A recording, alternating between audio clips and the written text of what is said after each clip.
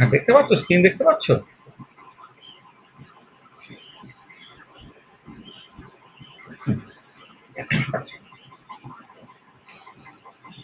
আচ্ছা, আমরা আগের দুটো ক্লাসে কি করেছি?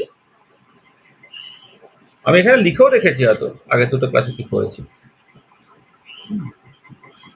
হ্যাঁ, ঠিক আছে। তাহলে আগের দুটো ক্লাসে আমি কি করেছি? না, আগের দুটো ক্লাসে প্রথম ক্লাসে আমি স্ট্যাটিস্টিক্যাল থার্মোডাইনামিক্স পার্টটাকে ইন্ট্রোডিউস করেছিলাম। যেখানে বলা হয়েছিল যে statistical thermodynamics deals with the microscopic basis of macroscopic thermodynamic property. মানে ক্লাসিক্যাল থার্মোডাইনামিক্স যেটা পড়া হয়েছে সেখানে আমরা বলেছিলাম যে lodge of classical thermodynamics is applicable for a macroscopic system. যে ম্যাক্রোস্কোপিক সিস্টেমটা হচ্ছে internal structure of the molecule সেটা নিয়ে ইন্টারেস্টেড নয়। কিন্তু যদি আমি মলিকুলার পয়েন্ট অফ ভিউ থেকে সবকিছু বুঝতে চাই তাহলে কিন্তু আমাকে ওই স্ট্যাটিস্টিক্যাল থার্মোডাইনামিক্সটাকে নিয়ে কথাবার্তা বলতে হবে। ক্লাসিক্যাল থার্মোডাইনামিক্সে দেখবে তোমার এন্ট্রপি চেঞ্জের গল্প আছে, কিন্তু এন্ট্রপি যে এই যে মেজার অফ মাইক্রোস্কোপিক ডিজঅর্ডার, এই যে মাইক্রোস্কোপিক ডিজঅর্ডার এই যে কথাটা বলা হচ্ছে এটা পরিষ্কার ইন্ডিকেট করছে যে যে মাইক্রোস্কোপিক পয়েন্ট অফ ভিউ থেকে ব্যাপারটাকে বুঝতে হবে। বা কোনো একটা স্পন্টিনিয়াস প্রসেসের জন্য ইউনিভার্সের টোটাল এন্ট্রপিটা অলওয়েজ ইনক্রিজ করছে এবং সেই এন্ট্রপিটা তার ম্যাক্সিমাম লিমিটিং ভ্যালুতে পৌঁছাচ্ছে যখন তোমার ইকুইলিব্রিয়ামটা এস্টাবলিশড হচ্ছে। হ্যাঁ, এই যে গল্পটা, দেখো এইটা কিন্তু মাইক্রোস্কোপিক, মানে এটা কেন তার যদি উত্তর আমি খুঁজতে চাই তাহলে কিন্তু আমার ক্লাসিক্যাল থার্মোডাইনামিক্স থেকে হচ্ছে না। তার মানে অনেক কিছু ক্লাসিক্যাল থার্মোডাইনামিক্স থেকে বোঝা যায় না, সেটাকে বোঝার জন্য তোমাকে স্ট্যাটিস্টিক্যাল থার্মোডাইনামিক্সে আশ্রয় নিতে হচ্ছে। তাহলে আমরা প্রথম দিনে প্রথম লেকচারে স্ট্যাটিস্টিক্যাল থার্মোডাইনামিক্স পড়তে গেলে কিছু বেসিক যে কনসেপ্ট থাকে সেই বেসিক কনসেপ্টগুলো বলতে হয়েছিল। থার্মোডাইনামিক সিস্টেম কাকে বলে আমরা বলেছিলাম, ম্যাকপোস্টেট বলতে কি বুঝি সেটা বলেছিলাম, ইনস্ট্যান্টিনিয়াস কনফিগারেশনস কি সেটাকে বলতে হয়েছিল, থার্মোডাইনামিক ওয়েট, হ্যাঁ, সেটা নিয়ে কথাবার্তা বলা হয়েছে, মাইক্রো স্টেট নিয়ে কথাবার্তা বলা হয়েছে, পস্টুলেট অফ ইকুয়াল এপ্রাইড প্রবাবিলিটি সেটা নিয়ে কথাবার্তা বলা হয়েছে, সেটা কিন্তু আজকে আরেকবার বলা হবে। এটা মোস্ট ডমিনেটিং কনফিগারেশন নিয়ে কথাবার্তা বলা হয়েছে। তারপর বিভিন্ন রকমের যে আইডেন্টিক্যাল পার্টিকেলস আছে সেইটা নিয়ে কথাবার্তা বলা হয়েছে। এই টাইপের কিছু বেসিক কনসেপ্ট আমরা ফার্স্ট লেকচারে আলোচনা করেছি। আর সেকেন্ড লেকচারটা মূলত যেটা ছিল সেটা হচ্ছে যে তোমার স্ট্যাটিস্টিক্যাল থার্মোডাইনামিক্সটাকে পড়তে গেলে যে ম্যাথামেটিক্যাল কনসেপ্টস গুলো লাগে, mathematical concept of statistical thermodynamics সেটা নিয়ে কথাবার্তা বলা হয়েছে, যেখানে আমরা মূলত ল্যাগ্রাঞ্জেস আনডিটারমাইন্ড মাল্টিপ্লায়ার আর হচ্ছে তোমার স্টার্লিং অ্যাপ্রক্সিমেশন এই দুটো পার্ট এমফ্যাসিস দিয়েছিল। এবং এই দুটো পার্ট বেসিক্যালি আমাদের মানে মানে পড়াতে পড়াতে আমাদের ওটাকে বারবার ব্যবহারও করতে হবে। সেটা তুমি ম্যাক্সওয়েল বোলম্যান স্ট্যাটিস্টিক্সের বা ডিস্ট্রিবিউশন ফর্মুলা ডেরিভেশনই বলো, বোস আইনস্টাইন ডিস্ট্রিবিউশনের ডেরিভেশনই বলো, বা ফেমিনিদের ডিস্ট্রিবিউশনের ডেরিভেশন বলো, প্রত্যেক ক্ষেত্রে কিন্তু এইটা তোমার লাগবে। এই পার্টটা বেসিক্যালি আলোচনা, মানে সেকেন্ড লেকচারটা তুমি যদি বাদ দাও স্টার্লিং অ্যাপ্রক্সিমেশন এবং যেখানে ল্যাগনাঞ্জেস মেথড অফ আনডিটারমাইন্ড মাল্টিপ্লায়ার সেটা তো আমাদের পরে অ্যানালিসিস করতেই হবে।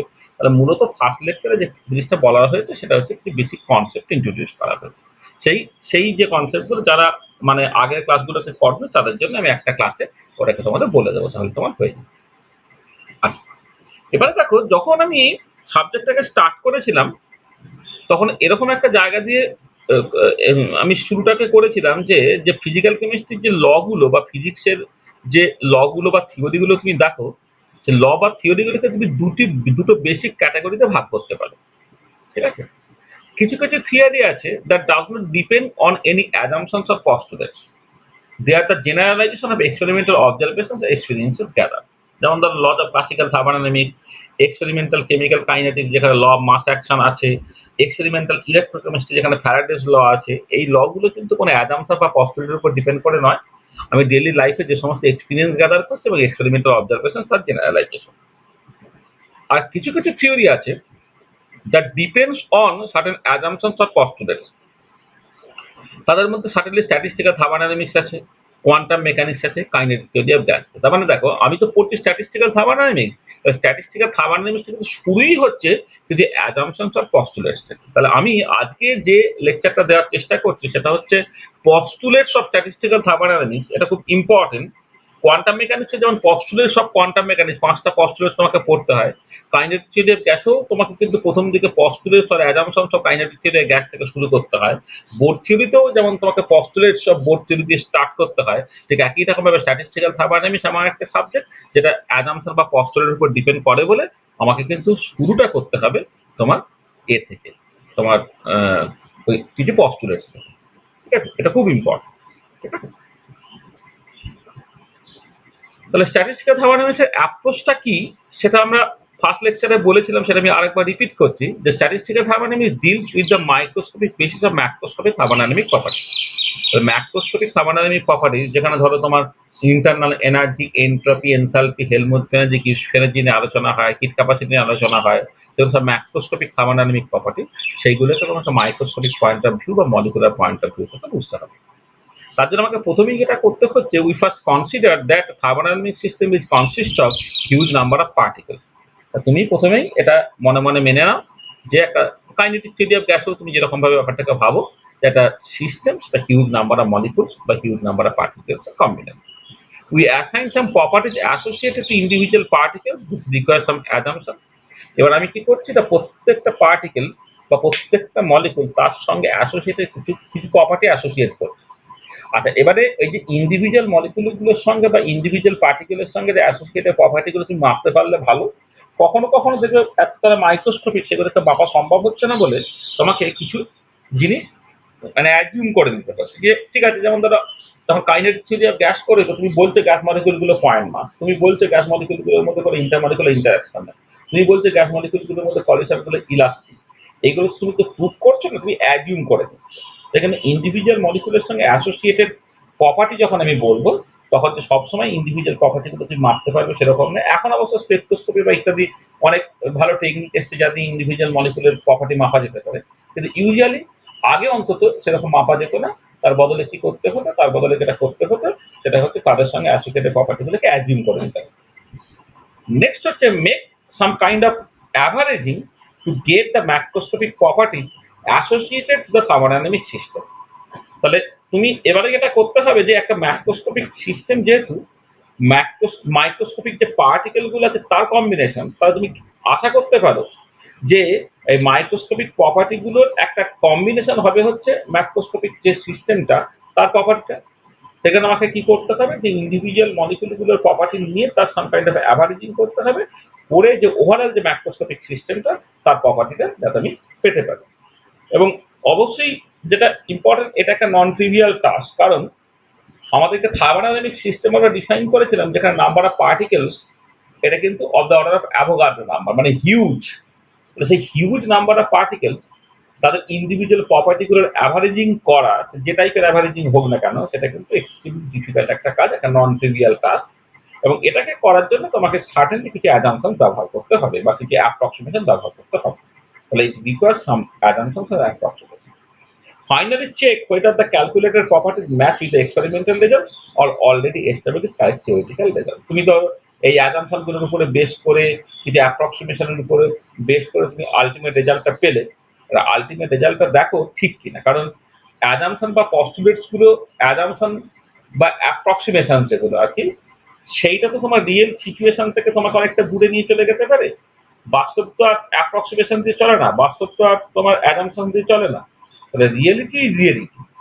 যখন তুমি অ্যাজাম্পশন বা অ্যাপ্রক্সিমেশন ব্যবহার করছো মানে তুমি রিয়েলিটি থেকে সরে যাচ্ছ। এবার এই অ্যাজাম্পশন বা অ্যাপ্রক্সিমেশন গুলো যদি অ্যাডিকুয়েট না হয়, তাহলে ফাইনাল যে রেজাল্টটা পাবো সেই রেজাল্টটা যে অ্যাবসলিউটলি কারেক্ট হবে তার কোনো গ্যারেন্টি নেই। ইন দ্যাট কেস তোমাকে কি করতে হবে যে আদৌ রেজাল্টটা কারেক্ট কিনা সেটাকে দেখতে হবে এক্সপেরিমেন্টাল রেজাল্ট বা অলরেডি এস্টাবলিশড কারেক্ট থিওরিটিক্যাল রেজাল্টের সঙ্গে কম্পেয়ার করে। ঠিক আছে? যদি রেজাল্টটা মিলে গেলে তো ভালো, যদি রেজাল্টটা না মিলে তোমাকে কি করতে হবে, ফিরে যেতে হবে, অ্যাজাম্পশন বা অ্যাপ্রক্সিমেশন গুলো তার মতো করে চেঞ্জ করতে হবে, করে আবার অঙ্কটাকে কষতে হবে, করে আবার তোমাকে ওই ফাইনাল রেজাল্টে পৌঁছাতে হবে। এইভাবে চলবে চলবে চলবে চলবে, জিনিসটা মডিফাইড হবে মডিফাইড হবে, হতে হতে হতে হতে এমন একটা জায়গাকে তুমি শেষ করবে যেখানে গিয়ে দেখবে যে ওই থিওরিটিক্যাল রেজাল্টটা তোমার এক্সপেরিমেন্টাল রেজাল্টের কাছাকাছি এসছে বা এক্সপেরিমেন্টাল যে এরা স্টেট ফেলে। কিন্তু বাস্তবে দেখলে যে আইডিয়াল গ্যাসের ইকুয়েশন অফ স্টেট সেটা কিন্তু বাস্তবে যে মানে যে গ্যাস মলিকুল গুলো আছে তাদের সমস্ত প্রপার্টিকে এক্সপ্লেন করতে পারে না।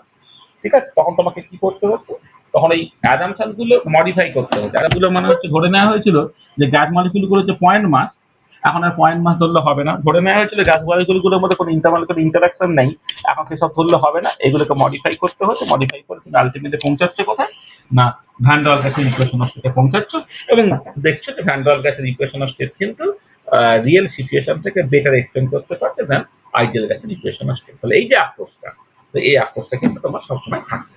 This is the approach of statistical thermodynamics. ঠিক আছে? আচ্ছা, তাহলে দেখো, তাহলে তোমাদের এই যে কথাটা বললাম, এটা যেহেতু বেসিক্যালি আমি ফার্স্ট লেকচারে এই কথাগুলো বলেছিলাম, হ্যাঁ, যারা নতুন জয়েন করলে তাদের জন্য এই কথাগুলো খুব ইম্পর্টেন্ট ছিল। দেখো, কারো কিছু বুঝতে অসুবিধা হলে বলো, মানে যতটুকু বলে কি তাতে যদি কারো কিছু প্রবলেম থাকে একটুখানি বলে নাও। দেখো, কোনো অসুবিধা আছে?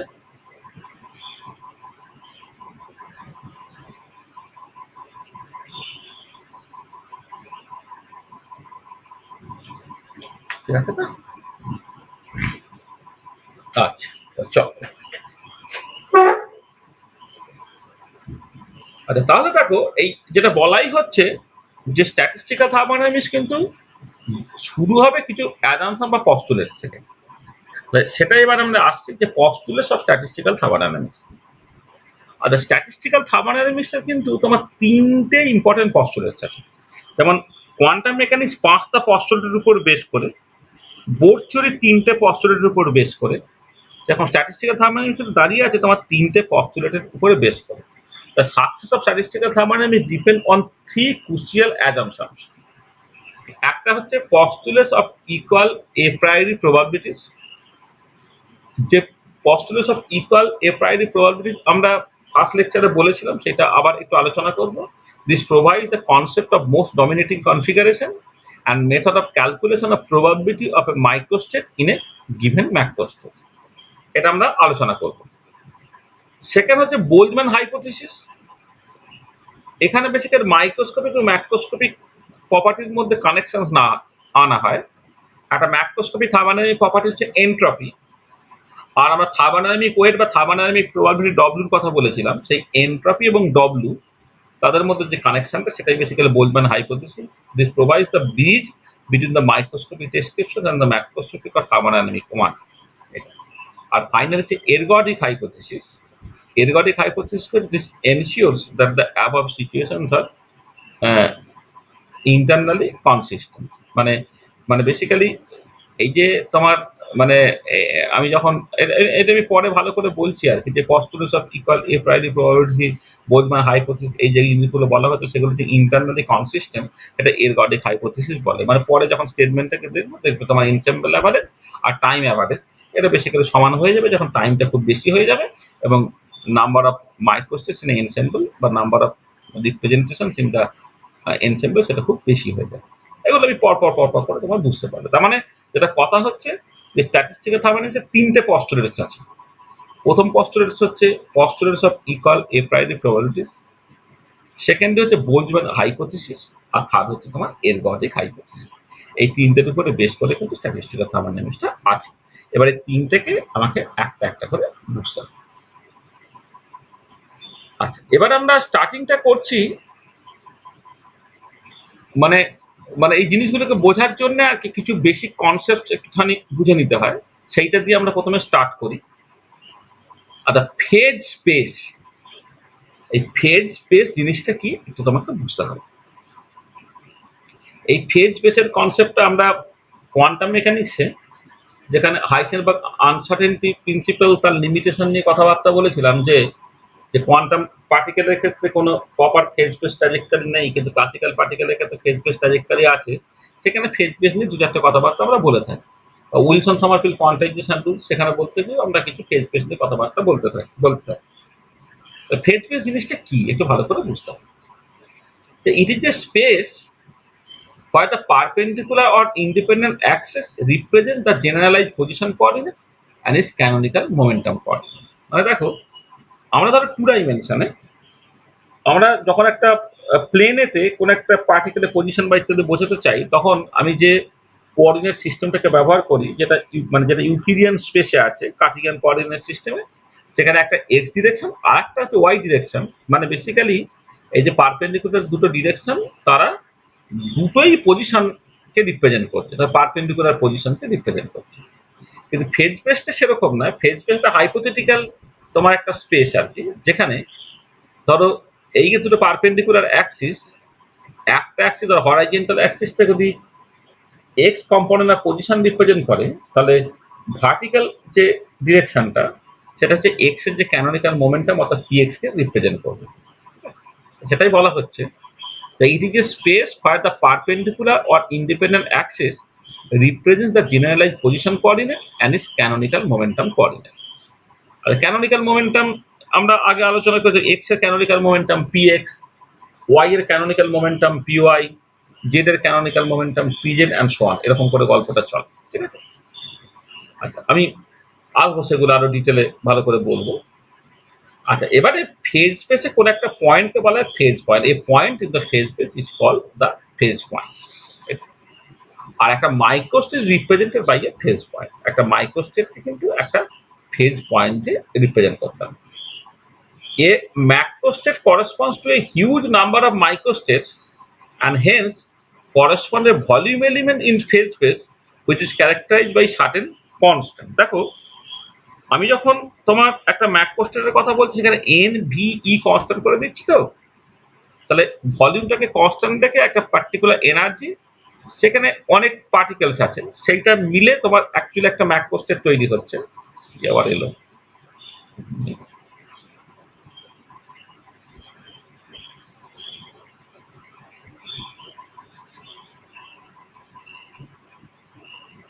হ্যাঁ, যেটা হচ্ছে যে তোমার একটা ম্যাক্রোস্টেট যখন তুমি বলছো, সেখানে এন ভি ই কনস্ট্যান্ট, তাহলে এই কনস্ট্যান্ট গুলোকে মাথায় রেখে একটা ভলিউম এলিমেন্ট যার মধ্যে হিউজ নাম্বার অফ মাইক্রোস্টেটস আছে, সেটা হচ্ছে একটা ম্যাক্রোস্টেট।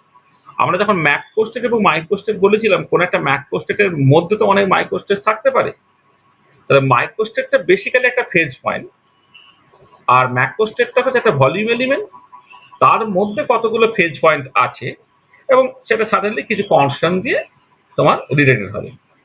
তাহলে in a given macrostate a particular microstate evolves in time.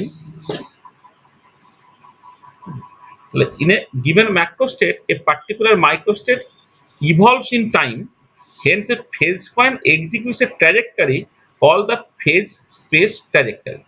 তো দেখো, এবারে কথাটা হচ্ছে যে তোমার যে কোন একটা পার্টিকুলার ইয়ে মানে ম্যাক্রোস্টেটে অনেক তো মাইক্রোস্টেট থাকতে পারে। তাহলে কোন একটা গিভেন ম্যাক্রোস্টেটে যদি অনেক মাইক্রোস্টেট থাকে, তাহলে আমি তো ম্যাক্রোস্টেটটা ফিক্স করে দিয়েছি, মানে হচ্ছে যে ওই ম্যাক্রোস্টেটের মধ্যে থেকে অনেক মাইক্রোস্টেট থাকতে পারে, মানে হচ্ছে অ্যাজ ইফ জানো ম্যাক্রোস্টেটটা একটা মাইক্রোস্টেট থেকে আরেকটা মাইক্রোস্টেটে, অর্থাৎ একটা ফেজ পয়েন্ট থেকে আরেকটা ফেজ পয়েন্টে সে কিন্তু মুভ করতে পারছে সার্টেন কনস্ট্যান্টটাকে মেনটেন করি। তাহলে তাহলে আমি বলতে পারি যে এই যে ম্যাক্রোস্টেটটা একটা পয়েন্ট থেকে আরেকটা পয়েন্টে যাচ্ছে, তার মানে যে ফেজ পয়েন্টটা সে একটা ট্র্যাজেক্টরি কমপ্লিট করছে, যাকে বলা হচ্ছে ফেজ স্পেস ট্র্যাজেক্টরি। আচ্ছা, যারা আজকে ফার্স্ট ক্লাস করছে তাদের এই জিনিসগুলো বুঝতে একটু অসুবিধা হবে। আমি ওই যারা প্রথম ক্লাসটা করেছে তাদেরকে মাথায় রেখে আমি কিছু কথা বলছি। যারা প্রথম ক্লাসটাকে করনি তাদের একটু হয়তো অসুবিধা হতে পারে, তোমরা ফর দ্য টাইমে একটু শোনো। আমি যে তোমাদের এই ফার্স্ট ক্লাসটা যখন আমি বলে দেবো 2-3 দিনের মধ্যে, সেদিন তোমাদের ব্যাপারটা পরিষ্কার হয়ে যাবে। দেখো, একটু খেয়াল করো, আমি যারা প্রথম ক্লাসটা করেছে তাদের জন্য বলছি। ধরো আমি একটা এক্সাম্পল দিয়েছিলাম, মনে পড়ছে যে মানে একটা ম্যাক্রোস্টেটের ক্ষেত্রে তো এন ভি ই কনস্ট্যান্ট হবে।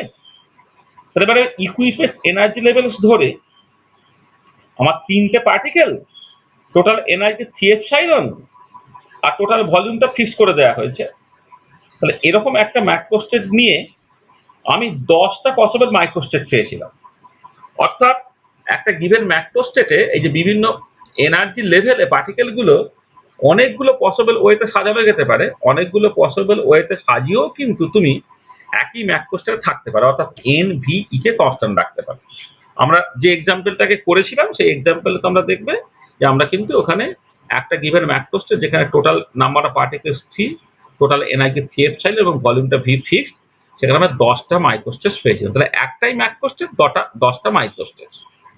আচ্ছা, এবারে আমি এইটাকে অন্য রকম করে দেখছি পুরো গল্পটাকে। ওখানে যেমন আমি ছবি এঁকে এঁকে দেখিয়েছিলাম যে বিভিন্ন এনার্জি লেভেলস গুলো আছে, ইকুইপেস এনার্জি লেভেলস গুলো আছে, সেখানে পার্টিকেল গুলো তুমি সাজাচ্ছ, মানে বিভিন্ন কনফিগারেশন পেলে প্রত্যেকটা কনফিগারেশনকে আবার ডিসটিংগুইশেবল পার্টিকেলস হলে সেখান থেকে অনেক মাইক্রোস্টেটস পেলে করে টোটাল যে এক্সাম্পলটা দেওয়া হয়েছিল সেখানে 10টা মাইক্রোস্টেটস ছিল ফর একটা পার্টিকুলার ম্যাক্রোস্টেট।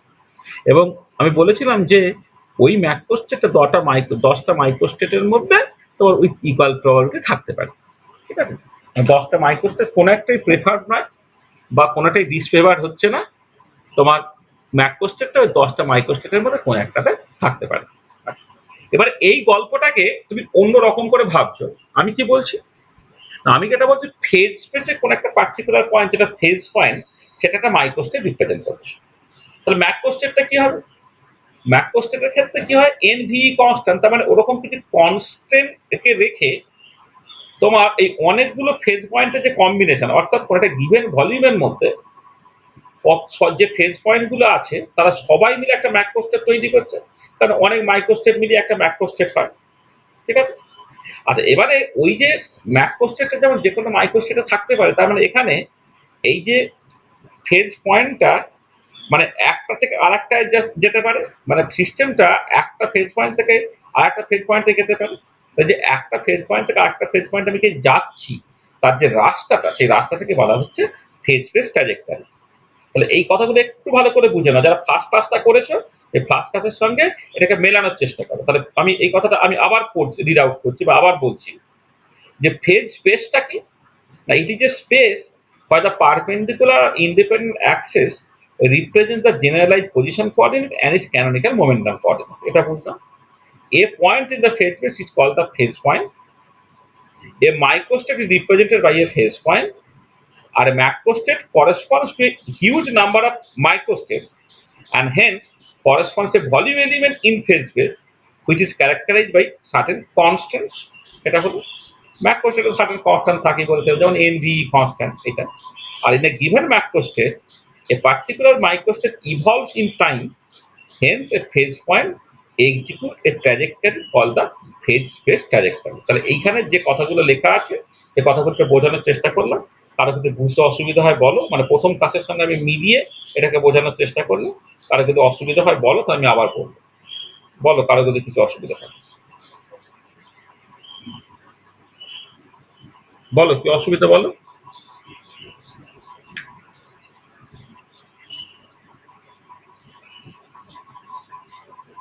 জয়ন্ত, বুঝছিস?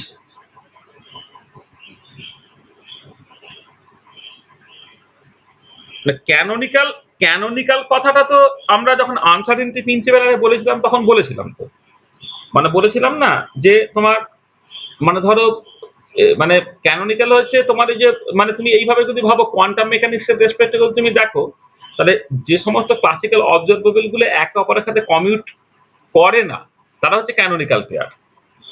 এরা পয়সন ব্র্যাকেট রিলেশন ওবে করে। পয়সন ব্র্যাকেট হচ্ছে ক্লাসিক্যাল মেকানিক্স আছে, পয়সন ব্র্যাকেট রিলেশন ওবে করে। আর ক্যানোনিক্যাল কোয়ান্টিটি গুলোর মধ্যে দেখবে তাদের ডাইমেনশনের গুণফল যে প্লাঙ্ক কনস্ট্যান্টের ডাইমেনশনের সঙ্গে সমান হয়। যেমন ধরো এক্স আর পি এক্স, তারা ক্যানোনিক্যাল পেয়ার, মানে এক্স ডিরেকশন বরাবর পজিশন এবং সেই ডিরেকশন বরাবর মোমেন্টাম এক্স পি এক্স তারা ক্যানোনিক্যাল পেয়ার।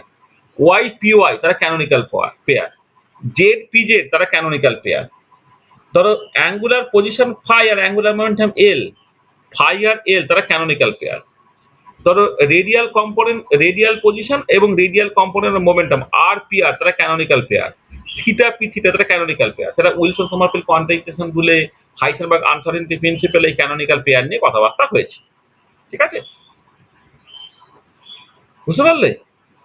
এইটা এইটা তাহলে ফেজ স্পেস ফেজ পয়েন্ট, একটা ফেজ পয়েন্ট হচ্ছে একটা মাইক্রোস্টেট রিপ্রেজেন্ট করছে। আর কোনো একটা সার্টেন কনস্ট্যান্টকে মেনটেন রেখে সার্টেন ভলিউমের মধ্যে যে অনেক ফেজ পয়েন্ট থাকতে পারে তারা সবাই মিলে একটা ম্যাক্রোস্টেট তৈরি করছে। আর একটা ম্যাক্রোস্টেট যদি যে কোনো মাইক্রোস্টেটে থাকতে পারে তার মানে ফেজ পয়েন্টটা ইভলভ করবে। আর ফেজ পয়েন্টটা ইভলভ করলে একটা ট্র্যাজেক্টরি তৈরি হবে, যাকে বলা হবে ফেজ স্পেস ট্র্যাজেক্টরি। দেখো কথাগুলো পরিষ্কার? কারো অসুবিধা থাকলে বলো। ঠিক আছে? এই রমা, ঠিক আছে? রমা, লাভলি, তোরা সব বুঝতে পারছিস? ঠিক আছে তো? হুম, হুম। আচ্ছা, দেখো, ধরো এই ফেজ স্পেসটা নিয়ে আমি দু চারটে কথাবার্তা আরো বলি, যেটা আমাদের অ্যাকচুয়ালি খুব লাগে। সেটা হচ্ছে যে তোমার ধরো আমি একটা সিঙ্গেল পার্টিকেল কনসিডার করছি যে ওয়ান ডাইমেনশনে মুভ করে, একটা সিঙ্গেল পার্টিকেল যে ওয়ান ডাইমেনশনে মুভ করে। তো তার ক্ষেত্রে একটাই পজিশন কোঅর্ডিনেট থাকবে এক্স, আর একটা মোমেন্টাম কোঅর্ডিনেট থাকবে পি এক্স। ঠিক আছে? তাহলে একটা ডিরেকশন বরাবর পজিশন আর একটা ডিরেকশন মোমেন্টাম রিপ্রেজেন্ট করলে তাহলে ওভারঅল তুমি যেটা পাবে সেটা হচ্ছে একটা টু ডাইমেনশনাল ফেজ স্পেস পাবে। ঠিক আছে? তাহলে one particle in one dimension, তার জন্য একটাই পজিশন কোঅর্ডিনেট এক্স, একটাই মোমেন্টাম কোঅর্ডিনেট পি এক্স, তখন ফেজ স্পেসটা হচ্ছে টু ডাইমেনশনাল হবে এবং তার মতো করে তুমি ছবি আঁকতে পারবে। যেমন ছবিতে এই এই যে ছবিটা দেখানো হচ্ছে একটা টু ডাইমেনশনাল ছবি, তাহলে এক্স ডিরেকশন বরাবরকে তুমি এখানে যদিও generalise position Q R generalise momentum P represent করা হচ্ছে, এটা ক্যানোনিক্যাল পেয়ার। আর যদি আমি one particle in one dimension consider করি, তাহলে হরাইজন্টাল অ্যাক্সিস বরাবর পজিশন এক্স রিপ্রেজেন্ট করবো, ভার্টিক্যাল অ্যাক্সিস বরাবর হচ্ছে তার canonical momentum P x represent করবো, করে ওভারঅল যেটা হবে সেটা হচ্ছে একটা তোমার একটা ফেজ স্পেস তৈরি হবে, সেটা টু ডাইমেনশনাল। সেটাই লিখেছি। পরে system of one particle one dimension, a given microscope is described by a one position coordinate and one momentum coordinate, and hence the phase space is two dimensional. আর এবারে যখনই তুমি ধরো একটা পার্টিকেল যখন two ডাইমেনশনে মুভ করবে, সেটা আমি এখানে লিখিনি। একটা পার্টিকেল যদি টু ডাইমেনশনে মুভ করে তাহলে দুটো পজিশন কোঅর্ডিনেট পাবে এক্স অ্যান্ড ওয়াই, আর দুটো ক্যানোনিক্যাল মোমেন্টাম কোঅর্ডিনেট পাবে p x and p y. তাহলে ওভারঅল ফেজ স্পেসটা হয়ে যাবে তখন ফোর ডাইমেনশনাল। তাহলে ওয়ান পার্টিকেল যদি টু ডাইমেনশনে মুভ করে, দুটো position coordinate x and y, দুটো momentum coordinate canonical momentum coordinate p x and p y, and the phase space would be four dimension. এবার একটা পার্টিকেল যদি থ্রি ডাইমেনশনে মুভ করে, তাহলে তার তিনটে পজিশন কোঅর্ডিনেট পাচ্ছে এক্স ওয়াই জেড, আর তিনটে মোমেন্টাম কোঅর্ডিনেট পাচ্ছে P X Y P Z, তখন ফেজ স্পেসটা হয়ে যাবে সিক্স ডাইমেনশনাল। এটা একটা খুব কমন এক্সাম্পল, মানে কমন সিচুয়েশন আর কি। পার্টিকেল তো নর্মালি থ্রি ডাইমেনশনই থাকে, ওয়ান ডাইমেনশনটা বোঝার জন্য তার পিক্টোরিয়াল রিপ্রেজেন্টেশনের সুবিধা। কিন্তু ওয়ান এবং টু সেটাগুলো হাইপোথেটিক্যাল, হাইপোথেটিক্যাল বা তার মানে জেনারেল নয়, মানে অ্যাপ্লিকেবিলিটি কম। একটা পার্টিকেল জাস্ট ওয়ান ডাইমেনশনে মুভ করবে তার এই কনস্ট্যান্ট মোশন আছে, বা একটা পার্টিকেল শুধুমাত্র একটা প্লেনে মুভ করবে তার যে কনস্ট্যান্ট মোশন আছে, হ্যাঁ, সেগুলো তোমার কম। তাহলে মূল সিচুয়েশনটা হয় হয়তো থ্রি ডাইমেনশনাল। একটা পার্টিকেল যদি থ্রি ডাইমেনশনে মুভ করে, পরে one particle in three dimension there are three position coordinate X Y Z and three momentum coordinates px, py, pz. Hence, the phase space is six dimensional. This is called a mu space. ঠিক আছে? এটাকে বলা হয় mu space. এটা। আর যদি n particle থাকে যে three ডাইমেনশনে মুভ করে, তাহলে প্রত্যেকটা পার্টিকেলের তিনটা যদি পজিশন কোঅর্ডিনেট থাকে, তাহলে nটা পার্টিকেলের যে nটা পজিশন কোঅর্ডিনেট থাকে, আর প্রত্যেক পার্টিকেলের যদি তিনটে মোমেন্টাম কোঅর্ডিনেট থাকে, তাহলে nটা পার্টিকেলের জন্য nটা মোমেন্টাম কোঅর্ডিনেট হবে, তখন ফেজ স্পেসটা হয়ে যাবে six dimensional. This is called the gamma space. তারপরে system of n particle in three dimension, a given microscope is described by 3n position coordinate and 3n momentum coordinate, hence the phase space is 6n dimensional. This is known as the gamma space. তাহলে বুঝতে পারলে যে one particle one ডাইমেনশনে phase space two dimensional, one particle two ডাইমেনশনে phase space four dimensional, one particle three ডাইমেনশনে phase space six dimensional, যাকে বলা হচ্ছে মিউ স্পেস। আর n particle in three dimension total phase space six dimensional, six n dimensional, যাকে বলা হচ্ছে তোমার গামা স্পেস। ঠিক আছে? বোঝা গেল এটা? বুঝছে?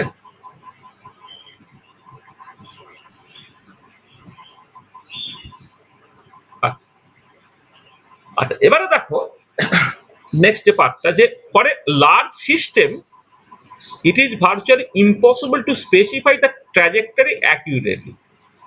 মানে যদি একটা বড় সিস্টেম হয় যেখানে হিউজ নাম্বার অফ পার্টিকেলস আছে, সেখানে কোন একটা পার্টিকেল বা ফেজ পয়েন্ট সে বেসিক্যালি কোন রাস্তা দিয়ে অ্যাকচুয়ালি গেল সেটাকে স্পেসিফাই করা প্রায় impossible for large system. It is মানে huge number of particle of the order of Avogadro number of particles আছে। তাহলে ভাবো 10^23 নাম্বার অফ পার্টিকেলস আছে, ফেজ স্পেসটা হচ্ছে তোমার 6 × 10^23, এত ডাইমেনশনাল ফেজ। সেটা সাধারণত হাইপোথেটিক্যাল, তুমি সেটাকে ভিজুয়ালাইজই করতে পারবে না। এবং এক্ষেত্রে একটা ফেজ পয়েন্ট যে কোনটা থেকে কোথায় যাচ্ছে আর কি, এইটাকে তোমার অ্যাকচুয়ালি স্পেসিফাই করা খুব difficult. We may specify the probability DW of its being in a volume element d tau of the phase space, যেটা হচ্ছে গামা বলে দেওয়া আছে। হ্যাঁ, মানে বেশ তোমার যেটা হচ্ছে যে যে আমি তাহলে কোন মানে দেখো মানে বেসিক্যালি আমরা যখন খেয়াল করো কথাটা কি বলতে চাইছি, দেখো আমরা যখন মানে ফার্স্ট লেকচারে ওই যে একটা ম্যাকপোস্টেটের আন্ডারে 10টা মাইক্রোস্টেট ছিল, আমি কি বলেছিলাম? আমি যেটা বলেছিলাম যে এক একটা মাইক্রোস্টেট মানে ম্যাক্রোস্টেটটা এক একটা মাইক্রোস্টেটে থাকার সম্ভাবনা যে 1/10 করে। মানে বললাম না, যদি ইন্ডিপেন্ডেন্ট পার্টিকেলস হয় বা নন ইন্টারাক্টিং পার্টিকেলস হয়, কোনো রেস্ট্রিকশন না থাকে, কোনো বায়াসনেস না থাকে, তাহলে তোমার তো 10টা পার্টিকেল এই 10 মানে ম্যাক্রোস্টেটটা 10টা মাইক্রোস্টেটের মধ্যে যে কোনো একটাতেই থাকতে পারে। তার মানে এক একটা মাইক্রোস্টেট থাকার সম্ভাবনা কতটা? না 1/10। তা ওর ক্ষেত্রে ওটা ছিল একটা ডিসক্রিট প্রবাবিলিটির মতো, 10টার মধ্যে একটা, কয়েন টসের মতো আর কি। দুটোর মধ্যে একটা বা ডাইসের মতো 6টার মধ্যে একটা। ওখানে এখানে 10টার মধ্যে একটা। কিন্তু যখন তোমার অ্যাকচুয়ালি তুমি কোনো একটা থার্মোডাইনামিক সিস্টেম কনসিডার করবে, যেখানে হিউজ নাম্বার অফ পার্টিকেলস থাকার জন্য হিউজ নাম্বার অফ মাইক্রোস্টেটস, মানে মোরালেস ইনফাইনাইট নাম্বার অফ মাইক্রোস্টেটস, বা ফেজ স্পেসের কনসেপ্টে বললে huge number of phase points. এইটা এক্ষেত্রে কোন একটা পার্টিকুলার ফেজ পয়েন্ট মানে ম্যাক্রোস্টেটটা কোন একটা পার্টিকুলার ফেজ পয়েন্ট বা কোন একটা পার্টিকুলার মাইক্রোস্টেটে থাকা, এইটা তুমি ঠিক না বলে তুমি এইটুকু বলতে পারো যে ধরো তোমার একটা ছোট্ট ভলিউম এলিমেন্ট আছে ডিটাও, হ্যাঁ, তাহলে তার মধ্যে পাওয়ার প্রবাবিলিটিটা কতটা। মানে আমার ফেজ স্পেসের ভলিউমটা ওভারঅল ভলিউমটা ধরে নাও টাও, যেটা একটা ম্যাক্রোস্টেট রিপ্রেজেন্ট করছে, তার মধ্যে একটা ছোট্ট ভলিউম এলিমেন্ট নিলাম ডিটাও, হ্যাঁ, তার মধ্যে পাওয়ার সম্ভাবনাটা কতটা। মানে ধরে নাও একটা মানে তুমি এইভাবে মনে মনে ভাবো, তো একটা হয়তো মানে একটা 1000 সেন্টিমিটার কিউব একটা ভলিউম আছে, এটা এটা এর সঙ্গে কোনো কম্পারিজন নেই, আমি বলছি আর কি। 1000 সেন্টিমিটার কিউব একটা ভলিউম আছে, হ্যাঁ। এবারে আমি তার মধ্যে থেকে একটা 10 সেন্টিমিটার কিউব একটা ভলিউম এলিমেন্ট নিলাম, বললাম ওর মধ্যে থাকার সম্ভাবনাটা কতটা, সেটাই আমি বলছি। We may specify the probability DW of its being in a volume element beta of the phase space tau. The volume element, sorry, d gamma in the phase space gamma, মানে একটা ক্যাপিটাল গামা, হ্যাঁ, D gamma, ওই যে gamma phase বলে বললাম না যে general স্পেসটা, তাহলে d gamma in the phase space gamma. This probability can be obtained by noting the time dt the system spends in the volume beta and forming the ratio dw equal to limit t tends to infinity dt by capital D, where t is the time over which the trajectory is tracked.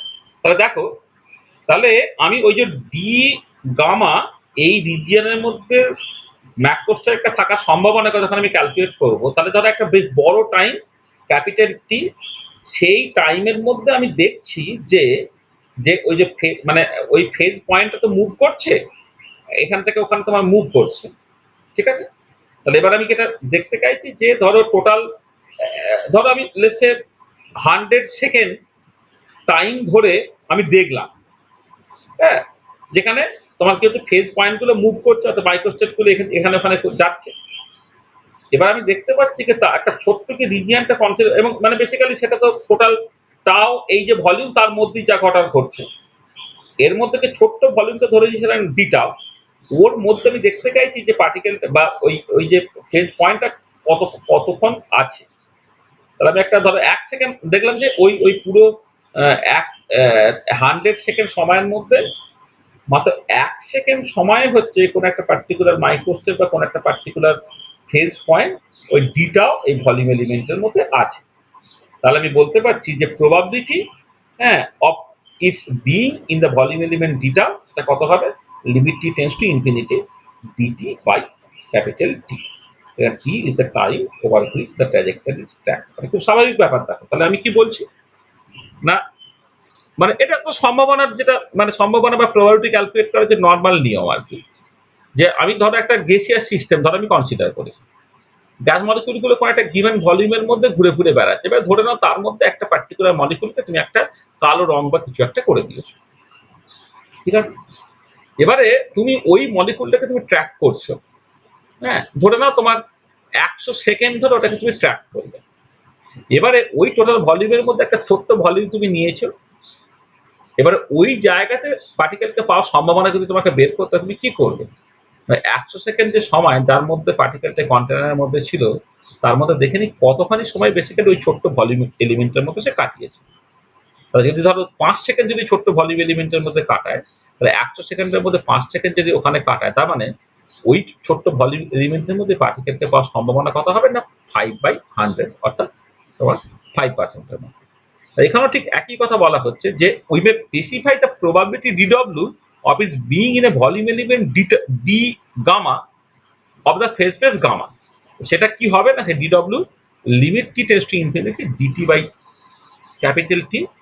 এখানে ডিটিটা হচ্ছে যে সে ওই DT time কাটিয়েছে, ও ডিটাও এই volume এলিমেন্টের মধ্যে, মানে phase ভলিউমের মধ্যে, আর আমি কতক্ষণ সময় ধরে তাকে দেখছি ক্যাপিটাল কি টাইমের মধ্যে দিয়ে। তাহলে এইটা তোমার দিয়ে দিলে হচ্ছে প্রবাবিলিটি। দেখো এটা পরিষ্কার, এই প্রবাবিলিটিটা কিভাবে ক্যালকুলেট করলাম, এটা কি কোনো অসুবিধা আছে? কি কোনো অসুবিধা আছে? যে কোনো প্রবাবিলিটি দেখো টাইমের রেসপেক্টে প্রবাবিলিটি ক্যালকুলেট এইরকম ভাবেই করে। হ্যাঁ, যখন আমি মানে ওই একটা ধরো আমি যদি এরকম একটা একটা রাস্তা, ধরো একজন কেউ গাড়ি চালাচ্ছে, তাহলে এবারে গাড়ি চালাচ্ছে 1 ঘন্টা ধরে সে গাড়ি চালাচ্ছে। এবার আমি দেখলাম যে কোন একটা পার্টিকুলার জায়গা, ধরো তোমার এই যে হচ্ছে হয়তো মানে ধরে নাও সেকেন্ড হুগলি ব্রিজ থেকে এসপ্ল্যানেড পর্যন্ত এইটুকু সময়ের মধ্যে তার পাওয়া তাকে খুঁজে পাওয়ার সম্ভাবনা কতটা। অবভিয়াস দেখে যদি 1 ঘন্টা ধরে গাড়ি চালায়, তার মধ্যে কতখানি সময় ওই জায়গার মধ্যে আছে তুমি দেখো। তাহলে যদি 1 ঘন্টা মানে 3600 সেকেন্ডের মধ্যে ধরে নাও যদি 36 সেকেন্ড ওই জায়গাটার মধ্যে থাকে, 36/3600 সেটা হবে তাকে ওই জায়গায় পাওয়ার প্রবাবিলিটি। এখানে এক্স্যাক্টলি তাই করেছে। The probability can be obtained by noting the time dt the system spends in the volume d gamma and forming the ratio dw equal to limit t tends to infinity dt by capital T, যেখানে t is the time over which the trajectory is planned। তাহলে এইটা কারো বুঝতে অসুবিধা হলে বলো। মানে probability in terms of time বের করা, প্রবাবিলিটি থেকে ইন টার্মস অফ টাইম বের করা, এটা ঠিক আছে? বুঝছে? সব বুঝতে পেরেছো না? এটা পারোনি? না পারলে বলো।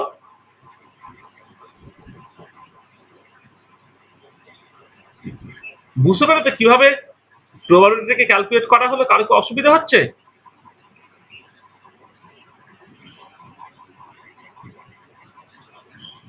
কি হলো বলো, মানে কি, মানে সবাইরই অসুবিধা নাকি?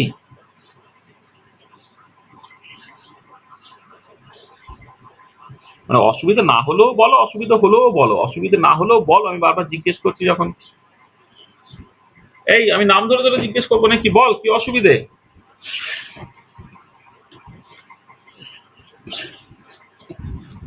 ঠিক আছে, এই অনিমেষ, তুই তো অনেক পরে জয়েন করলি, বল।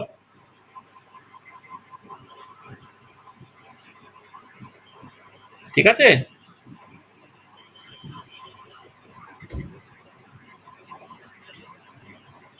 রাজু। আচ্ছা দেখো, আচ্ছা এবারে যে কোনো অ্যাভারেজ কি করে ক্যালকুলেট করতে হয় জানো তো? ধরো কোনো একটা পার্টিকুলার কোয়ান্টিটি আছে এফ, যেটা টাইমের ফাংশন। এবারে তার যদি অ্যাভারেজ ক্যালকুলেট করো, এখানে এফ মাথায় বার দিতে হয়, টাইম অ্যাভারেজকে না মাথায় বার দিয়ে এক্সপ্রেস করতে হয়। সেটা কি? Limit t tends to infinity 1/T integral 0 to t ft dt। তার মানে যেটা হচ্ছে যে তোমার দেখো এই যে ডিটি বাই ক্যাপিটাল টি যদি করতে, এটা প্রবাবিলিটি রিপ্রেজেন্ট করতো।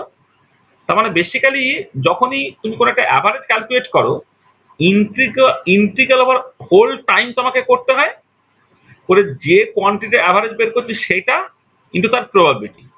এবারে তুমি যদি এই এফটি তার সঙ্গে প্রবাবিলিটি গুণ করে দাও, limit t tends to infinity dt by t, লিমিটটাকে তুমি বাইরে বের করে দিলে, এই টিটাকে টোটাল কতখানি টাইম ধরে তুমি এই মেজারমেন্টটাকে করছো সেটা একটা কনস্ট্যান্ট, সেটা তোমার বাইরে বেরিয়ে গেল।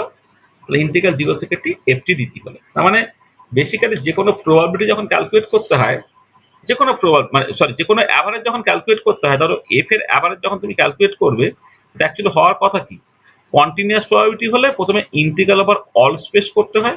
অল স্পেস এখানে নয়, এখানে ইন্টিগ্রাল ওভার হোল টাইম তোমাকে করতে হয়। ইন্টিগ্রাল ওভার হোল টাইম, যেটা যতখানি টাইম ধরে এটাকে করছো তুমি, সেটা কত না, সেটা হচ্ছে 0 থেকে সরি সেটা কতটা? সেটা তোমার 0 থেকে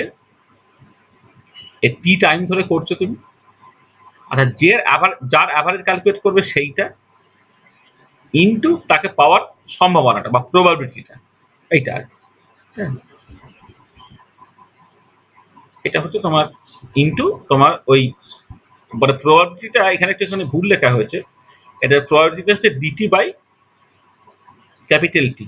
এটা হচ্ছে তোমার প্রবাবিলিটিটা, কিন্তু প্রবাবিলিটিটা ক্যালকুলেট যখন করছো তখন এই টিটা টেন্স টু ইনফিনিটি হতে হবে বলে আমি এইটাকে এইখানেও লিখতে পারো বা এর বাইরেও বের করে দিতে পারো। এটা বাইরেও বের করে দিতে পারো।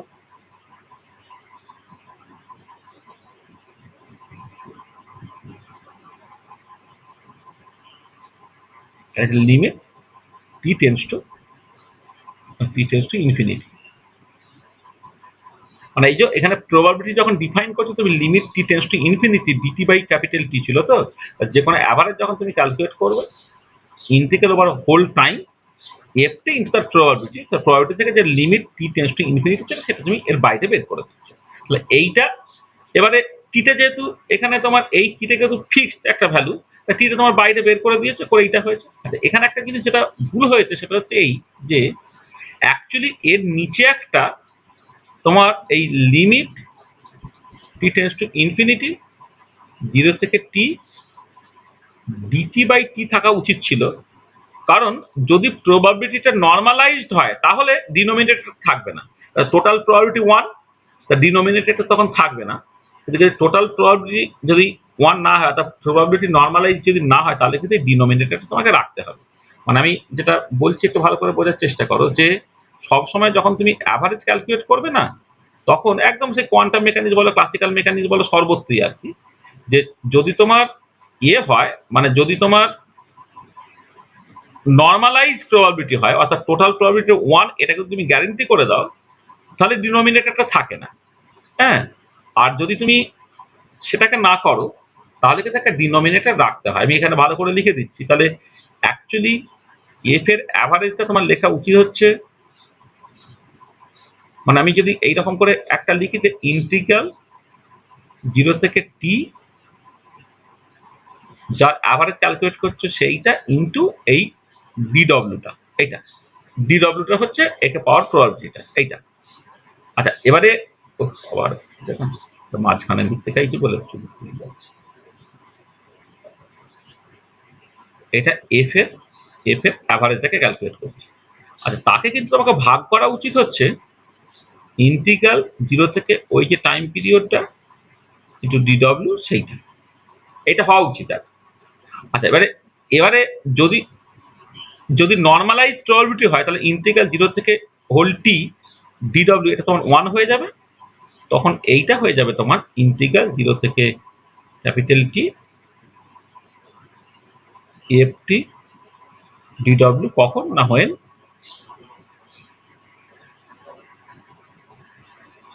Probability is normalised. অর্থাৎ টোটাল প্রবাবিলিটি 1 এটাকে তুমি অলরেডি, টোটাল প্রবাবিলিটি ক্লাসিক্যালি সবসময় 1ই হবে, সেটাকে তুমি গ্যারেন্টি করো, তাহলে ডিনোমিনেটর থাকবে, তখন এইটা হবে। এবার তখন তুমি যখন অ্যাভারেজ ক্যালকুলেট করছো তখন এবারে ডিডব্লিউর জায়গায় তুমি limit t tends to infinity dt by টিটাকে বসিয়ে দিয়েছো, করে তুমি টাইম অ্যাভারেজটাকে পেয়ে। ঠিক আছে, বোঝাতে পারলাম কিভাবে তোমার টাইম অ্যাভারেজটাকে ক্যালকুলেট করতে হয়? তাহলে টাইম দিয়ে তোমার প্রবাবিলিটিকে ক্যালকুলেট করা এবং সেইখান থেকে কেমন করে টাইম অ্যাভারেজ ক্যালকুলেট করতে হয় সেটা তোমাদের বললাম। ঠিক আছে? আচ্ছা, দেখো এই যে ডেসক্রিপশনটা বললাম, এই ডেসক্রিপশনটা তোমরা ইউজুয়ালি একটু কম ব্যবহার করে থাকো। মানে দেখো, ধরো তুমি কাইনেটিক থিওরি অফ গ্যাসটা ফিরে এসো। তো কাইনেটিক থিওরি অফ গ্যাসে তুমি যখন কোনো কিছু মানে মানে ওখানে কি হচ্ছে, স্পিডটা 0 থেকে ইনফিনিটি যা খুশি হতে পারে তো। মানে এখন যদি কাইনেটিক থিওরি অফ গ্যাস, কোনো একটা গ্যাস মলিকুলের স্পিড 0 থেকে ইনফিনিটি যা খুশি হতে পারে। এবার আমি অ্যাভারেজ স্পিড বের করতে চাইছি। তাহলে অ্যাভারেজ স্পিড বের করার দেখো একটা রাস্তা তো নিশ্চয়ই এরকম হতে পারতো যে ওই যে পার্টিকেলটা, কোন একটা পার্টিকুলার পার্টিকেল বা পার্টিকুলার মলিকুল যা অ্যাভারেজ স্পিড বের করতে চাইছি, সেই মলিকুলটাকে আমি ভালো করে নোটিশ করি। একটা বড় লম্বা সময় জুড়ে তাকে নোটিশ করলাম। এবার আমি দেখতে চাইছি যে এই স্পিডে সে কতক্ষণ সময় আছে, এই বা এই ভেলোসিটি সে কতক্ষণ সময় আছে। নেক্সট ভেলোসিটিতে কতক্ষণ সময় আছে, বা C1 ভেলোসিটিতে 31 টাইম আছে, C2 ভেলোসিটিতে TT টাইম আছে, C3 ভেলোসিটিতে TT টাইম আছে, এরকম যদি থাকে তাহলে তার একটা অ্যাভারেজ ভেলোসিটি তুমি বের করতে পারবে। ওই তোমার C1 T1 plus C2 T2 plus C3 T3 plus dot dot dot dot করে টোটাল টাইমটা T1 plus T2 plus T3 dot dot dot. তাহলে এইরকম ভাবে যখন যদি নিলে এটা যে ডিসক্রিট যদি কিছু হয় তাহলে তার অ্যাভারেজ এইরকম ভাবে ক্যালকুলেট করতে হবে। কন্টিনিউয়াস হয়ে গেলে ওই নিউমারেটরটা তোমার C1 T1 plus C2 T2 plus C3 T3 এগুলো তুমি লিখতে পারো কি ইন্টিগ্রাল C ইন্টু DT এইরকম ভাবে লিখতে পারছো। আর নিচে কি হচ্ছে টোটাল টাইম টি লিখতে পারছো। দেখো এক্স্যাক্টলি তাই করে এখানে দেখো এক্স্যাক্টলি সেই জিনিসটাকে করা হয়েছে। তো তোমার ইন্টিগ্রাল 0 থেকে টোটাল কতখানি টাইম ধরে তুমি করছো এই যে ভেলোসিটিটা তাকে তুমি ডিটি দিয়ে গুণ করলে নিচে হচ্ছে টোটাল টাইম দিয়ে ভাগ করে দিলে। এবারে এই ধরনের প্রবাবিলিটি দিয়ে অ্যাভারেজ ক্যালকুলেট কর তখনই দেখবে ঠিকঠাক করে মিলবে যখন যতখানি টাইম ধরে তুমি এই এস্টিমেশনটা বা অ্যাভারেজ ক্যালকুলেশনটাকে করছো সেই টাইমটা হচ্ছে অনেক অনেক বেশি বা টেন্ডস টু ইনফিনিটি। ঠিক আছে, তাহলে এই যে জায়গাটা মানে জাস্ট টাইম অ্যাভারেজ কি করে ক্যালকুলেট করতে হয় সেইটাকে বলার জন্য আমি অনেক কথাবার্তা বললাম। তাহলে আমি প্রথমে কি বললাম দেখো এখানে ফেজ স্পেস ডিফাইন করলাম। তাহলে ফেজ স্পেসে কোন একটা পার্টিকুলার ভলিউমের মধ্যে যতগুলো মাইক্রোস্টেট থাকে সব মিলে একটা ম্যাক্রোস্টেট রিপ্রেজেন্ট করলো। এক একটা পয়েন্ট যেটা ফেজ পয়েন্ট সেটা একটা মাইক্রোস্টেট রিপ্রেজেন্ট করছে। আর ম্যাক্রোস্টেটটা যদি মাইক্রোস্টেটের যে কোনো একটা জায়গায় থাকতে পারে তার মানে মাইক্রোস্টেটের যে পয়েন্টগুলো অর্থাৎ ফেজ পয়েন্ট কিছু ইভলভ করে সেটা ফেজ বেস ট্র্যাজেক্টরি হয়। আচ্ছা এবারে তোমার ওই বিভিন্ন রকমের ফেজ স্পেসের কথা বলা হলো। One particle one dimension, one particle two dimension, one particle three dimension যেটা মিউ স্পেস, আর n particle in three dimensional সেটা 6n ডাইমেনশনাল স্পেস বেস বা গামা স্পেস দিলে। তাহলে জেনারেলি আমি গামা স্পেস দিয়ে ভাবছি। For large system it is virtually impossible to specify the trajectory accurately. We may specify the probability dw of its being in a volume element d tau বা d gamma of the phase space gamma. This probability can be obtained by noting the time dt the system spends in the volume d gamma and forming the ratio dw equal to limit t tends to infinity dt by t, where t is the time over which the trajectory is tracked. If we consider any quantity f which is a function of t measured along the trajectory, then the average value should be average value normal ফর্মুলাটা হচ্ছে integral 0 থেকে capital T ft dw বা integral 0 থেকে টি dw। এবার যদি normalise probability হয়ে যায় তাহলে তার ডিনোমিনেটরটা 1 হয়ে গেল, ইন্টিগ্রাল 0 থেকে টি ft dw হলো বা dw এক্সপ্রেশন থেকে এখানে বসিয়ে দিলে তার মানে টাইম অ্যাভারেজটা হয়ে যাচ্ছে limit t tends to infinity 1 by capital T integral 0 থেকে ক্যাপিটাল টি ft। তাহলে এই যে গল্পটা একটু ভালো করে বুঝেছো কিনা আমায় বলো, কারো যদি কনফিউশন থাকে বলো। এই আজকের ক্লাসটা হচ্ছে যতদিন যে যতটা পড়াবো আমরা তার থেকে 10-12টা লেকচার নেবো। এইটা হচ্ছে কঠিনতম জায়গা আর কি আজকের ক্লাসটা। সেখানে এটা আমি বারবার এই জন্য বলছি যদি কারো কিছু বুঝতে অসুবিধা হয় বলো, আমি আবার বলবো। মানে যে কথাটা বলা হলো এই কথাটা তুমি ভিজুয়ালাইজ করতে পারছো কিনা। দেখো আমি যে মানে প্যারালাল যে এক্সাম্পল গুলো দিচ্ছি একটা মানুষের গাড়ি চালানো দেখে বা তোমার কাইনেটিক থিওরি অফ গ্যাস থেকে কিভাবে তোমার অ্যাভারেজ ক্যালকুলেট করতে পারতে এই যে কথাগুলো বলছি তার সঙ্গে যা মিলিয়ে মিলিয়ে ব্যাপারটাকে বোঝার চেষ্টা করো যে জিনিসটা ঠিক আছে কিনা। ঠিক আছে,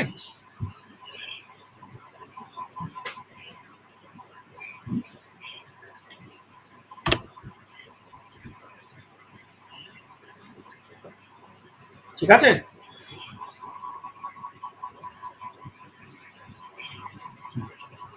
আচ্ছা আর এবারে আমি এই পরের স্লাইডে যাওয়ার আগে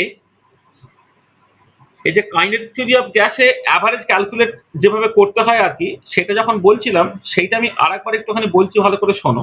দেখো আমি তো বললাম না যে তুমি যখন অ্যাভারেজ ভেলোসিটি বের করবে তুমি কোন একটা পার্টিকুলার মলিকুলকে কনসিডার করো, সেই মলিকুলটা ধাক্কা ধাক্কি হ্যানা দানা ইত্যাদি ইত্যাদি করে কখনো তার ভেলোসিটি কম কখনো তার ভেলোসিটি বেশি ইত্যাদি ইত্যাদি হবে।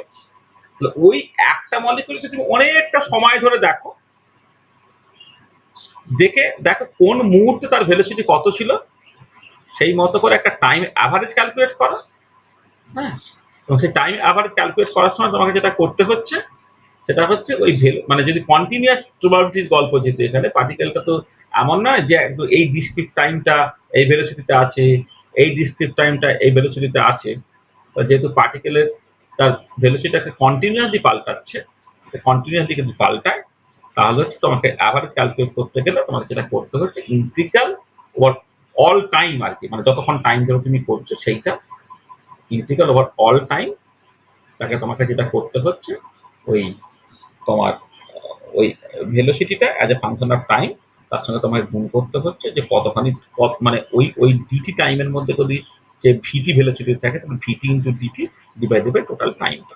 মানে এখানে যেমন এটা তুমি লিখে যদি এটা ভেলোসিটির অ্যাভারেজ ক্যালকুলেট করতে v as a function of time, তাহলে limit t tends to infinity 1 by capital T integral 0 থেকে টি ভিটি ডিটি বা সিটি ডিটি, এইভাবে করে তুমি অ্যাভারেজটাকে ক্যালকুলেট।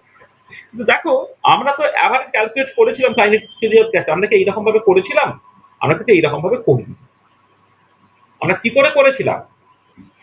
আমরা করেছিলাম অ্যাকচুয়ালি কি করে, যে দেখো যে একটা মলিকুল, সে একটা মলিকুল তাকে অনেকক্ষণ সময় ধরে তুমি দেখছো, সেই মলিকুলটারই ভেলোসিটি কখনো 0 কখনো ইনফিনিটি কখনো আরবিট্রারি কিছু। তাহলে একটা মলিকুল তাকে অনেকক্ষণ সময় ধরে দেখছো, দেখে তার ভেলোসিটি কখনো বেশি কখনো কম ইত্যাদি করে টাইমের উপরে একটা সাম কাইন্ড অফ তুমি অ্যাভারেজ করলে। কিন্তু আমরা যেটা করেছিলাম সেটা কি না, একই রকমের অনেক গ্যাস মলিকুল নিয়ে নিয়েছিলাম, একই রকমের অনেক গ্যাস মলিকুল নিয়ে নিয়েছি, নিয়ে আমি বলছি যে এর মধ্যে কিছু মলিকুল রেস্টে থাকে, কিছু মলিকুলের ভেলোসিটি এইটা, কিছু মলিকুলের ভেলোসিটি হচ্ছে তোমার ইনফিনিটি ইত্যাদি। তাহলে একই মলিকুল বিভিন্ন সময়ে দেখলাম, তার বিভিন্ন সময় ভেলোসিটি আলাদা আলাদা, এইরকম ভাবে না দেখে তুমি এইরকম করে ভাবো যে তুমি হিউজ নাম্বার অফ একই রকমের আইডিয়াল গ্যাস মলিকুল নিয়ে নিয়েছে একই সময়ে, তাদের কারো ভেলোসিটি কম কারো ভেলোসিটি বেশি, বা কারো স্পিড কম কারো স্পিড বেশি, কারো স্পিড ইনফিনিটি করে তারপরে তুমি একটা প্রবাবিলিটি ক্যালকুলেট করলে। এখন probability of finding the particle within the region c and c plus dc, এটা তুমি ক্যালকুলেট করলে, তারপরে তুমি একটা অ্যাভারেজ ক্যালকুলেট করলে। মানে ধরো কিছু মলিকুল C1 স্পিডে যায়, কিছু মলিকুল C2 স্পিডে যায়, কিছু মলিকুল C3 স্পিডে যায়, এরকম ভাবে করে তুমি ওই যে N1 C1 plus N2 C2 plus N3 C3 plus dot dot dot dot divided by N1 plus N2 plus N3, এইরকম ভাবে তুমি অ্যাভারেজটাকে ক্যালকুলেট করতে পারো। এটা কি কন্টিনিউয়াস প্রবাবিলিটি টার্মসে করলে হচ্ছে। আমি কিভাবে লিখেছিলাম যে সি এর অ্যাভারেজ হচ্ছে integral over all space c into pcdc divided by integral over all space pcdc. হ্যাঁ, কারণ পিসিডিসিটা যেহেতু তোমার নর্মালাইজ বলে 1 হয়ে যাচ্ছে, সেখানে ডিনোমিনেটরটাকে লিখিনি, শুধু নিউমারেটরটাকে লিখতাম, ওটাকে integral over all space c into পিসিডিসি। তাহলে দেখো, তাহলে এই যে অ্যাপ্রোচটা এখানে বলেছি টাইমের রেসপেক্টে অ্যাভারেজ ক্যালকুলেট করা, আর বাস্তবে যখন আমরা কাইনেটিক থিওরি অফ গ্যাসে ভেলোসিটির অ্যাভারেজ ক্যালকুলেট করেছি, দুটো অ্যাপ্রোচ থাকে কমপ্লিটলি আলাদা, ঠিক আছে না? কিন্তু দু রকম করেই তো তুমি যে গল্পটাকে ভাবতে পারো, তাই না? কি বলছি বুঝতে পারছো?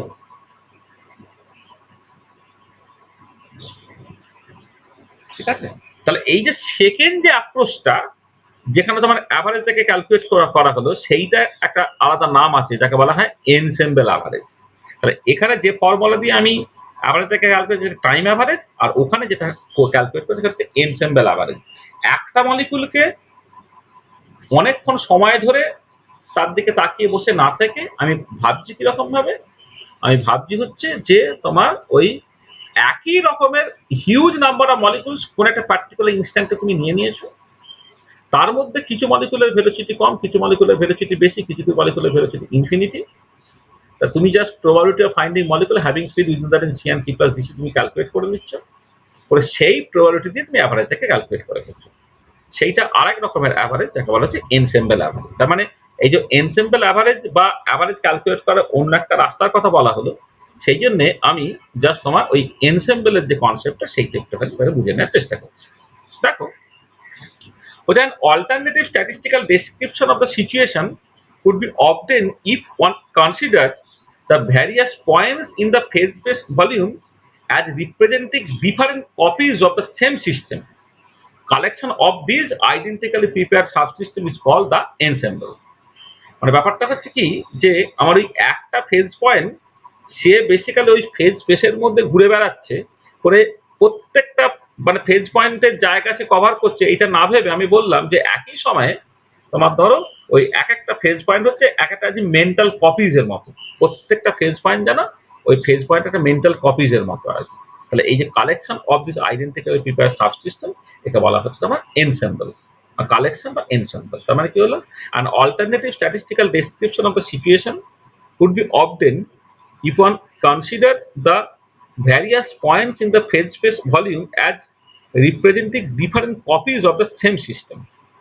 তাহলে একটা ফেজ পয়েন্ট মানে একটা পয়েন্ট সে সমস্ত জায়গায় ঘুরে বেড়াচ্ছে সময়ের সাথে সাথে, তা না ভেবে আমি বলবো কোন একটা নির্দিষ্ট মুহূর্তে ওই যতগুলো রিপ্রেজেন্টেটিভ পয়েন্ট হতে পারে সেইগুলো তুমি ধরো অ্যাট এ টাইম ধরো তুমি ওই মেন্টাল কপিজের মতো করে তুমি ভাববে। ওই যেটা বললাম আর কি, যে আইডিয়াল গ্যাসের ক্ষেত্রে একটা মলিকিউলকে অনেকটা সময় ধরে দেখা, তার বদলে একটা নির্দিষ্ট মুহূর্তে অনেক মলিকিউলকে একসাথে দেখা, দুটো ডেসক্রিপশন একই আর কি। তাহলে এই collection of this identical prepare subsystem is called the ensemble. তাহলে if n be the total number of copies representing 2 gamma and dn be the number of copies corresponding to an elementary volume d gamma, তাহলে d gamma এই ভলিউমের মধ্যে তুমি ধরো dn number of points আছে আর gamma এই ভলিউমের মধ্যে total n number of points আছে, then the probability of system lying in the state d gamma would be written as a dw equal to limit n tends to infinity dn by n। এবং এটা হচ্ছে কি হচ্ছে না, ওই যে density of phase পয়েন্টকে তুমি ভলিউম এলিমেন্ট দিয়ে গুণ করে দিলে, এটা হচ্ছে ডেনসিটি।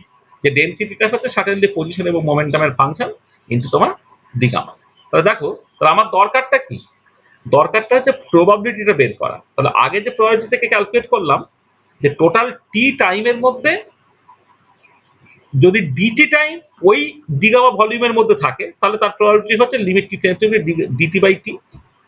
আর এখানে হচ্ছে যে টোটাল যে ভলিউমটা মানে ফেজ ফেজ ভলিউম গামা, যেটা একটা ম্যাককোস্টের রিপ্রেজেন্ট করছে, সেখানে যদি টোটাল নাম্বার অফ ওই ফেজ পয়েন্ট যদি এন হয়, এবারে একটা ছোট্ট ভলিউম এলিমেন্ট ডি গামা, ছোট্ট phase phase volume element d gamma, তার মধ্যে যদি নাম্বার অফ ওই ফেজ পয়েন্ট যদি ডিএনটা হয়, তাহলে ওই ডি গামার মধ্যে ওই ম্যাককোস্টেরটা পাওয়ার সম্ভাবনা কতটা হচ্ছে, ডিডব্লিউটা তুমি এখানে বার দিয়ে দিচ্ছ আগেরটার সঙ্গে যাতে করে মানে মিলে না যায়, সেটা হচ্ছে limit n tends to infinity dn by n. দেখো আমরা এই রকম করে কিন্তু প্রবাবিলিটি ডিফাইন করতে অ্যাকচুয়ালি অভ্যস্ত, এবং সেটা অবশ্যই কি হবে, প্রবাবিলিটি ডেনসিটি। ডেনসিটি মানে কি, প্রবাবিলিটি পার ইউনিট ভলিউম, তাকে তুমি জাস্ট ভলিউম এলিমেন্ট দিয়ে গুণ করে দিলে।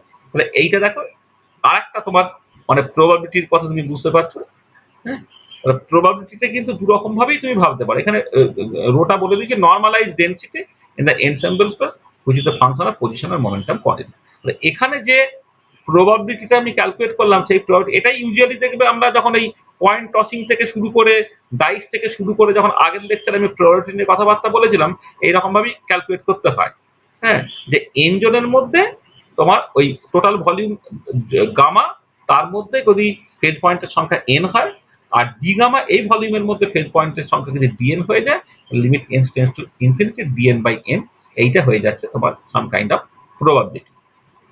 এটা বুঝতে পেরেছো এই জায়গাটা? ঠিক আছে। আচ্ছা, এবারে তুমি আর একটা অ্যাভারেজ ক্যালকুলেট করছো, এখন তাকে বলা হচ্ছে এনসেম্বল অ্যাভারেজ। যে এনসেম্বল অ্যাভারেজটা দুদিকে দুটো অ্যাঙ্গেল দিয়ে এক্সপ্রেস করতে হয়। টাইম অ্যাভারেজটা উপরে বার দিয়ে এক্সপ্রেস করতে হয়, আর এনসেম্বল অ্যাভারেজটা তোমাকে এইরকম ভাবে এক্সপ্রেস করতে হয়। সেটা তাহলে কি হবে, তাকে ইন্টিগ্রাল ওভার অল স্পেস এ ইন্টু ওই প্রবাবিলিটিটা, মানে এই প্রবাবিলিটি তো নর্মালাইজ বলে দিয়েছে, মানে এই যে প্রবাবিলিটিটা, এই প্রবাবিলিটি তো নর্মালাইজ বলে দিয়েছে, সেই কারণে আমি ডিনোমিনেটরটাকে লিখিনি, আর তোমাকে ডিনোমিনেটরটা লিখতে হতো। মানে অ্যাকচুয়ালি যেটা লেখা উচিত ছিল সেটা হচ্ছে আমি ওই মানে নর্মালাইজ অলরেডি বলে দিয়েছে তাই, তাহলে এফটা লেখা উচিত ছিল কি, তোমার মাঝে একখানা লাইন টেনে নাও,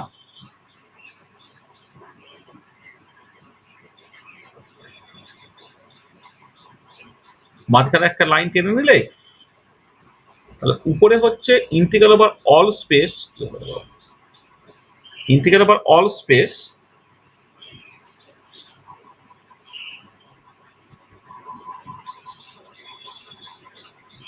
আমরা এইভাবেই কোয়ান্টাম মেকানিক্সের প্রবাবিলিটি, তারপরে ম্যাক্সওয়েল স্পিড ইয়েতে কি বলে কাইনেটিক থিওরি গ্যাসের প্রবাবিলিটি কিন্তু এই ফর্মুলা দিয়েই করা হয় আর কি। যার অ্যাভারেজ ক্যালকুলেট করছে সেইটা,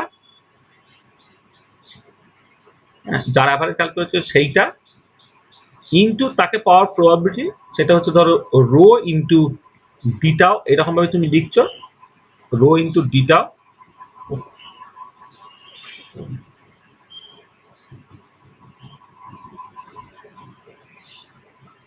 রো ইন্টু ডিটাও ডিভাইডেড বাই হওয়া উচিত ছিল integral over all space into rho d tau. এটা ধরো কোয়ান্টাম মেকানিক্স থেকে শুরু করে সর্বত্র তোমাকে এইটা লিখতে হয়।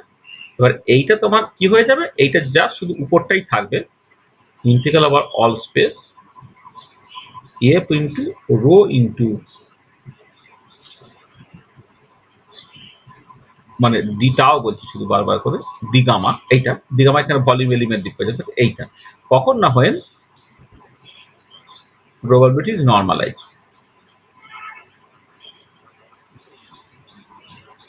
আমি নর্মালাইজ প্রবাবিলিটি লিখে শুধু উপরটাকেই লিখেছি, এটা বুঝছে?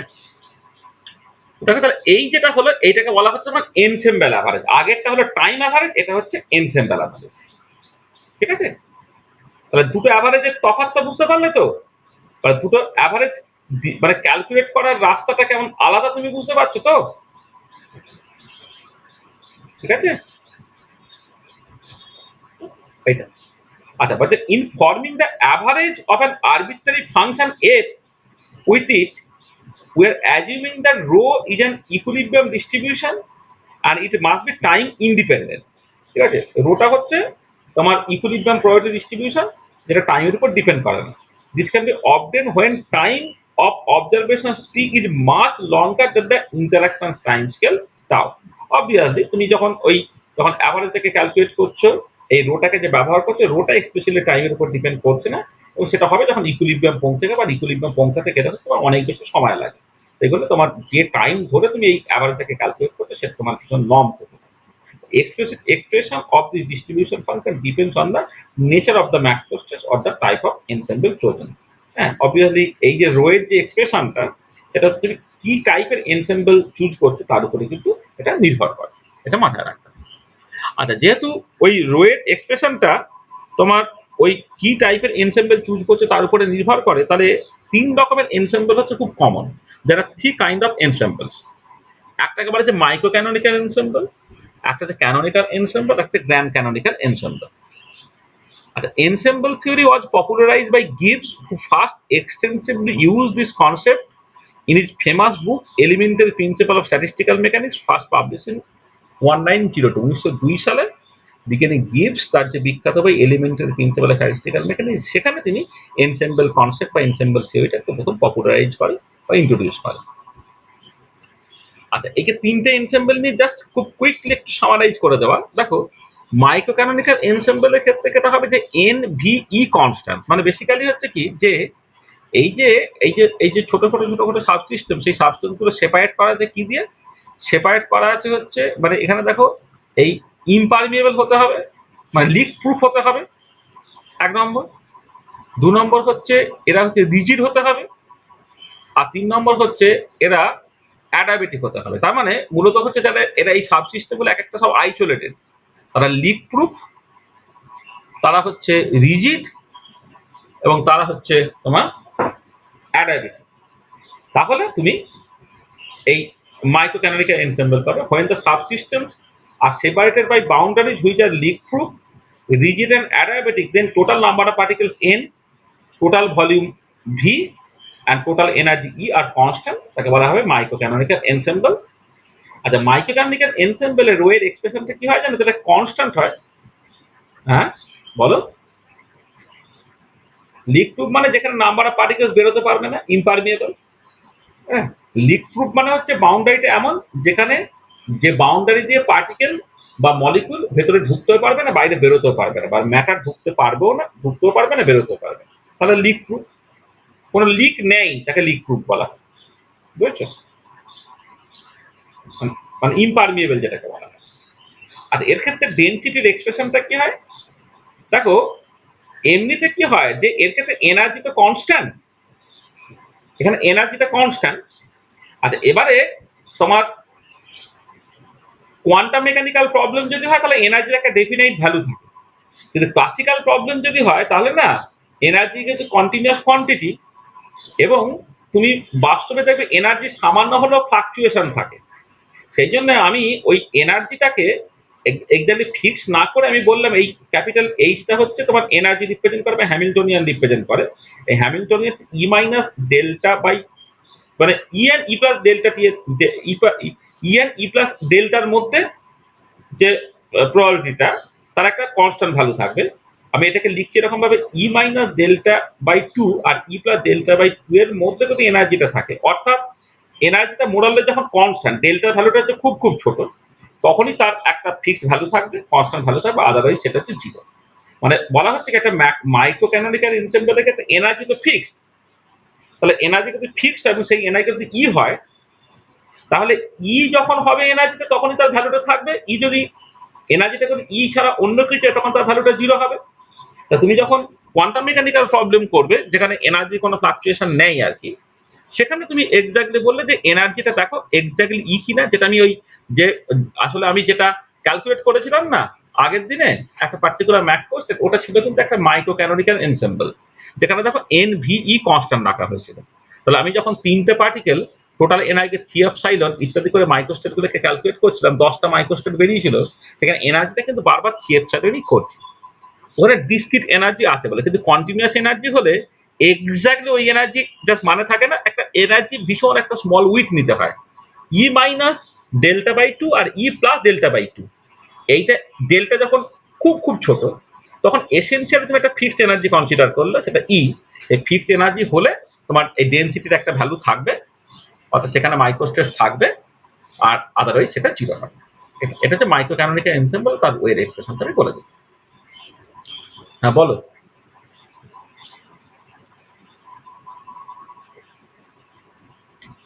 না না, আমি যেটা বলছি যে ধরো তোমার এই যে এনার্জিটা আমি যে ফিক্স বলছি তো, এইটা ধরো এনার্জিটা ধরে নাও, আমি বলছি যে 100 কোন একটা ইউনিট হচ্ছে 100 ক্যালোরি বা কিছু একটা।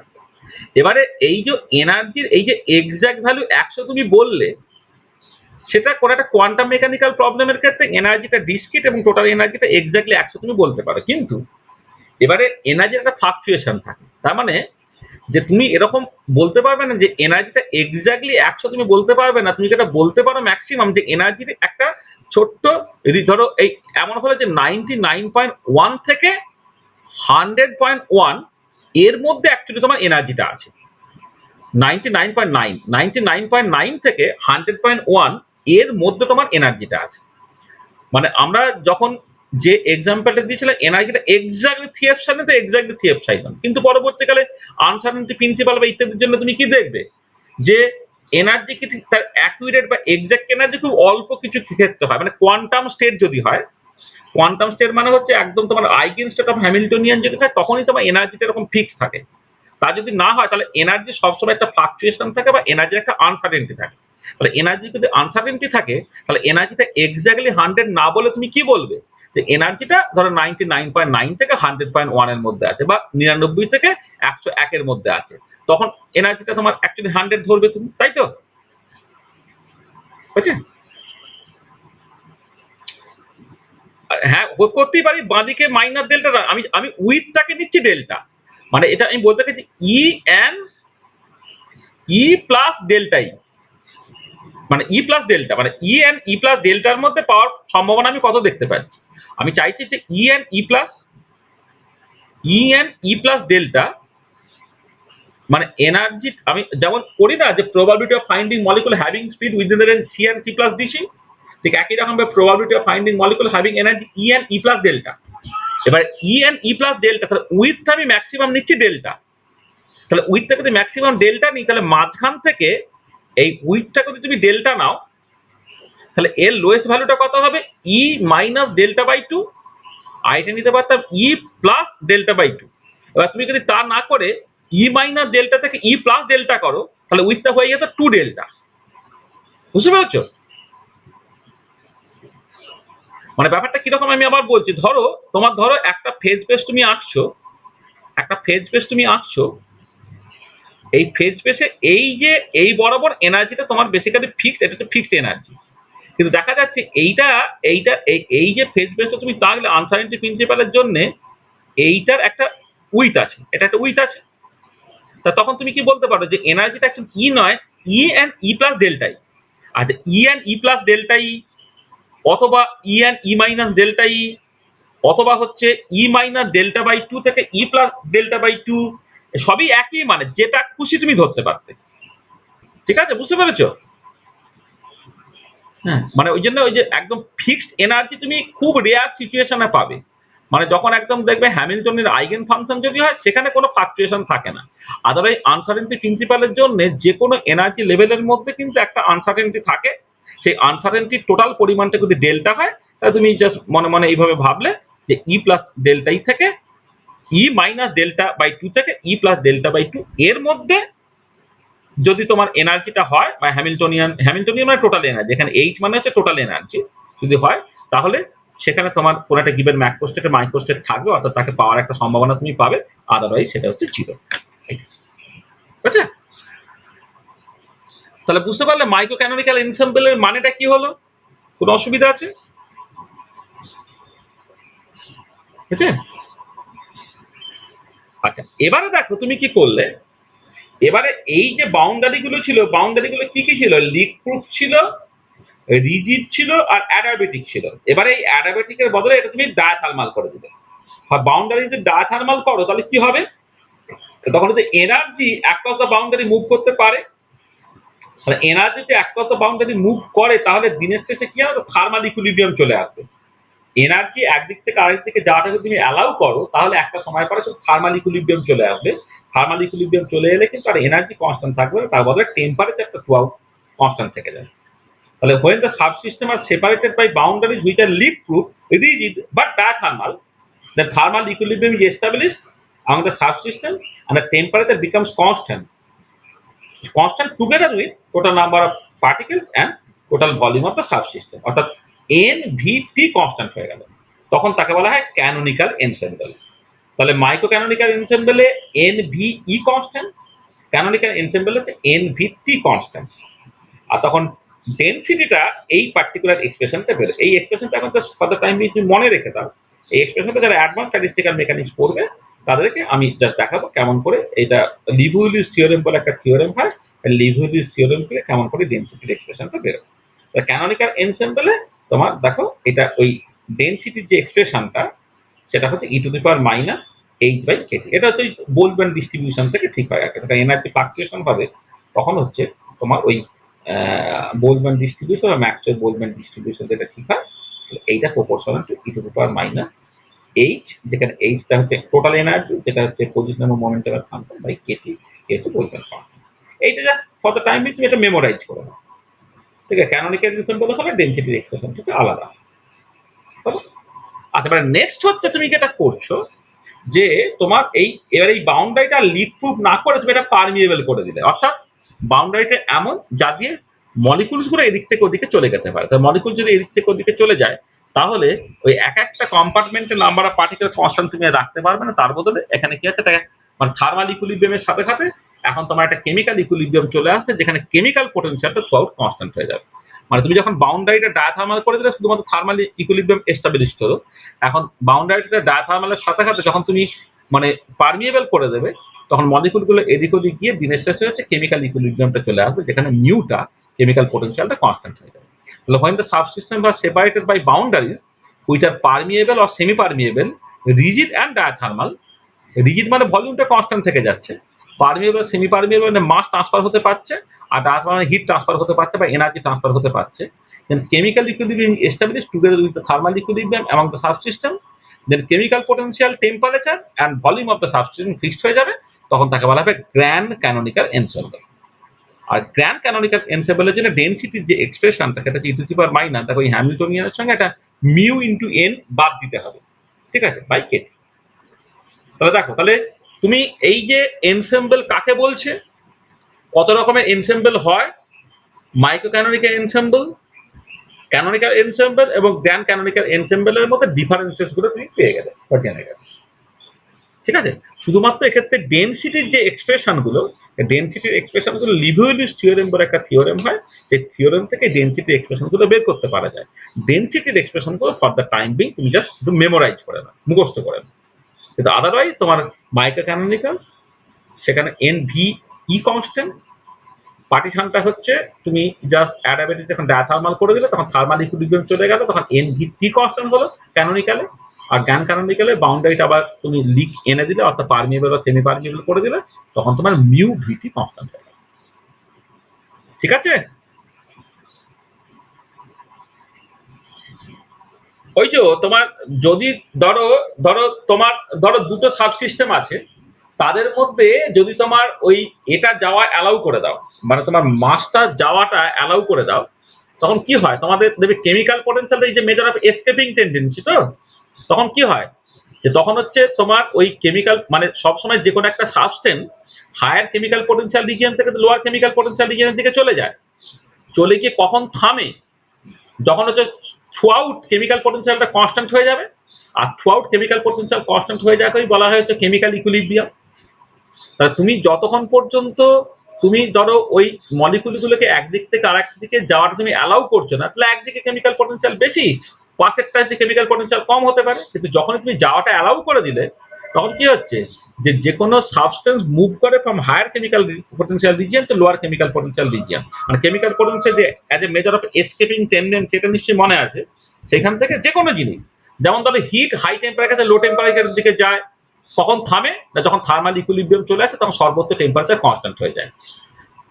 তোমার যে কোনো একটা ধরো বাউন্ডারি, সে হাই প্রেশার থেকে লো প্রেশারের দিকে যায়, কখন থামে যখন দুদিকে প্রেশার সমান হয়ে যায়, তখন মেকানিক্যাল ইকুইলিব্রিয়াম চলে আসে।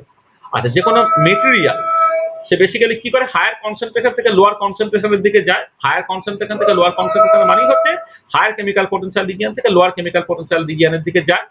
আর হায়ার কেমিক্যাল পটেনশিয়াল থেকে লোয়ার কেমিক্যাল পটেনশিয়াল রিজিয়ন দিকে যাবে, গিয়ে কখন থামবে না যখন কেমিক্যাল ইকুইলিব্রিয়াম চলে আসবে। আর কেমিক্যাল ইকুইলিব্রিয়াম চলে এলে কি হবে, সর্বোচ্চ কেমিক্যাল পটেনশিয়ালটা সমান হয়ে যাবে। থার্মাল ইকুইলিব্রিয়ামে টেম্পারেচার কনস্ট্যান্ট হয়, মেকানিক্যাল ইকুইলিব্রিয়ামে প্রেশার কনস্ট্যান্ট হয়, আর এই ইকুইলিব্রিয়ামে তোমার কেমিক্যাল ইকুইলিব্রিয়ামে হচ্ছে কেমিক্যাল পটেনশিয়ালটা কনস্ট্যান্ট হয়। ঠিক আছে?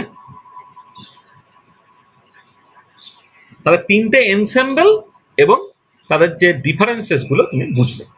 ঠিক আছে? হয়েছে? আচ্ছা, তাহলে দেখো আমি এবারে পস্টুলেট গুলোতে আসবো। হ্যাঁ, আমার দুটো মানে তোমার যেটা কথা হচ্ছে যে আমি তাহলে এখন পর্যন্ত কি কি বললাম একটুখানি ভালো করে তোমায় বলি। সেটা হচ্ছে যে আমি প্রথমে ফেজ স্পেস নিয়ে প্রচুর কথাবার্তা বলেছি, ফেজ স্পেস, ফেজ পয়েন্ট, এবং এইখান থেকে তুমি মানে এক একটা ফেজ পয়েন্ট মানে এক একটা মাইক্রোস্টেট। হ্যাঁ, এবারে একটা ফেজ ভলিউম, তার মধ্যে অনেক মাইক্রোস্টেট থাকতে পারে এবং সেগুলো ওভারঅল একটা ম্যাক্রোস্টেট রিপ্রেজেন্ট করছে। এবারে তুমি জাস্ট একটা টাইম অ্যাভারেজ ক্যালকুলেট করার রাস্তা তুমি বুঝলে, এনসেম্বল অ্যাভারেজ বের করার ফর্মুলা তুমি পেলে, বিভিন্ন রকমের এনসেম্বল এবং সেই এনসেম্বলের যে ক্লাসিফিকেশন গুলো, তাদের ডিস্টিংক্টিভ ফিচার করে, সেইগুলো আমি আলোচনা করলাম। এবার আমি পস্টুলেট গুলোতে আসি। দেখো, আচ্ছা, প্রথম যে পস্টুলেটটা ক্ষেত্রে প্রিন্সিপাল অফ বা postulates of equal a priori probabilities, এটা সবসময় আমি প্রিন্সিপাল লিখে ফেলি। এটা এটা actually postulates of equal a priori probabilities বলা উচিত। Postulate of equal a priori probabilities, যেটা ফার্স্ট লেকচারে অলরেডি বলেছি, সেটা আরেকবার একটুখানি বলছি যে for an isolated system containing identical independent particles at equilibrium, all microstates are equally probable. In other words, the thermodynamic state is equally likely to be in any of the microstates. মানে যেটা হচ্ছে কোন একটা ম্যাক্রোস্টেটের আন্ডারে, যেখানে NVE constant, তার আন্ডারে যে মাইক্রোস্টেটস গুলো আছে, কোন একটা ফেভারডও হচ্ছে না, কোন একটা ডিসফেভারডও হচ্ছে না। তার মানে অবভিয়াসলি সমস্ত মাইক্রোস্টেটস গুলো ইকুয়ালি প্রবাবল হয়ে যাচ্ছে। তো এটাই হচ্ছে postulates of equal a priori probability. ঠিক আছে? সেটাই এখানে বলা হয়েছে। তাহলে in a given macrostate there is a configuration having much higher number of microstates than any other configuration. This is called the most dominating configuration. বলেছিলাম যেটা, ওই যে এক্সাম্পলটা দিয়েছিলাম প্রথম দিনে, যে একটা ম্যাক্রোস্টেট থেকে তিনটে কনফিগারেশন পাচ্ছ। প্রথম কনফিগারেশনে মাইক্রোস্টেটের সংখ্যা হচ্ছে 6টা, সেকেন্ডটা 3টে, পরেরটা 1টা। তার মানে 60% অফ দ্য প্রপার্টি কন্ট্রোল হবে হচ্ছে তোমার ম্যাক্রোস্টেট 1 দিয়ে, 30% ম্যাক্রোস্টেট 2 দিয়ে, আর 10% হচ্ছে ম্যাক্রোস্টেট 3 দিয়ে। তারপরে যেটা দাঁড়াচ্ছে যে তোমার, হ্যাঁ, যেটা দাঁড়াচ্ছে সেটা হচ্ছে যে তোমার ওই এই যে সিম্পল এক্সাম্পলটা, সেখানে 3টে কনফিগারেশন পেয়েছে, তার মধ্যে একজনের 60% কন্ট্রিবিউশন, বাকিদের 30% এবং 10%। এবার যখন তুমি একটা থার্মোডাইনামিক সিস্টেম কনসিডার করবে যেখানে হিউজ নাম্বার অফ পার্টিকেলস আছে, হিউজ নাম্বার অফ পার্টিকেলস বা হিউজ নাম্বার অফ মলিকুলস থাকলে একটা কনফিগারেশন সবসময় পেয়ে যাবে যার ওয়েট, থার্মোডাইনামিক ওয়েট বা যার আন্ডারে মাইক্রোস্টেটের সংখ্যা অন্যান্য কনফিগারেশনের যে মাইক্রোস্টেটের সংখ্যা তার তুলনায় এত এত এত বেশি হবে যে ইকুইলিব্রিয়াম থার্মোডাইনামিক প্রপার্টিটা মোস্টলি ওই যে মাইক্রোস্টেটটা যার হিউজ নাম্বার অফ মাইক্রোস্টেটস আছে বা অনেক অনেক বেশি নাম্বার অফ মাইক্রোস্টেটস আছে সেটাতেই কন্ট্রোল হবে। এটাকে বলা হবে মোস্ট ডমিনেটিং কনফিগারেশন। তাহলে এই যে লিখেই দিচ্ছে এখানে প্রিন্সিপাল বা postulates of equal a priori probability, এটা সবসময় প্রিন্সিপাল হয়ে যাচ্ছে আমার, প্রিন্সিপাল না এটা postulate. Postulate of equal a priori probability implies that the equilibrium thermodynamic property will be more or less solely controlled by the most dominating configuration. তাহলে postulates of equal a priori probability এর বুঝতে পারলে?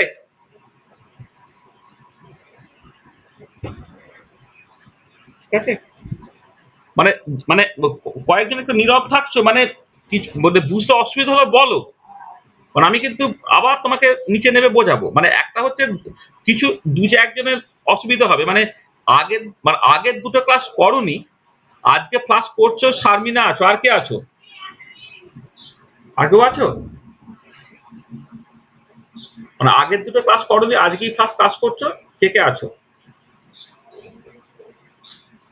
আচ্ছা, তুমি কে বলছো? সন্দীপন। আর কে আছো?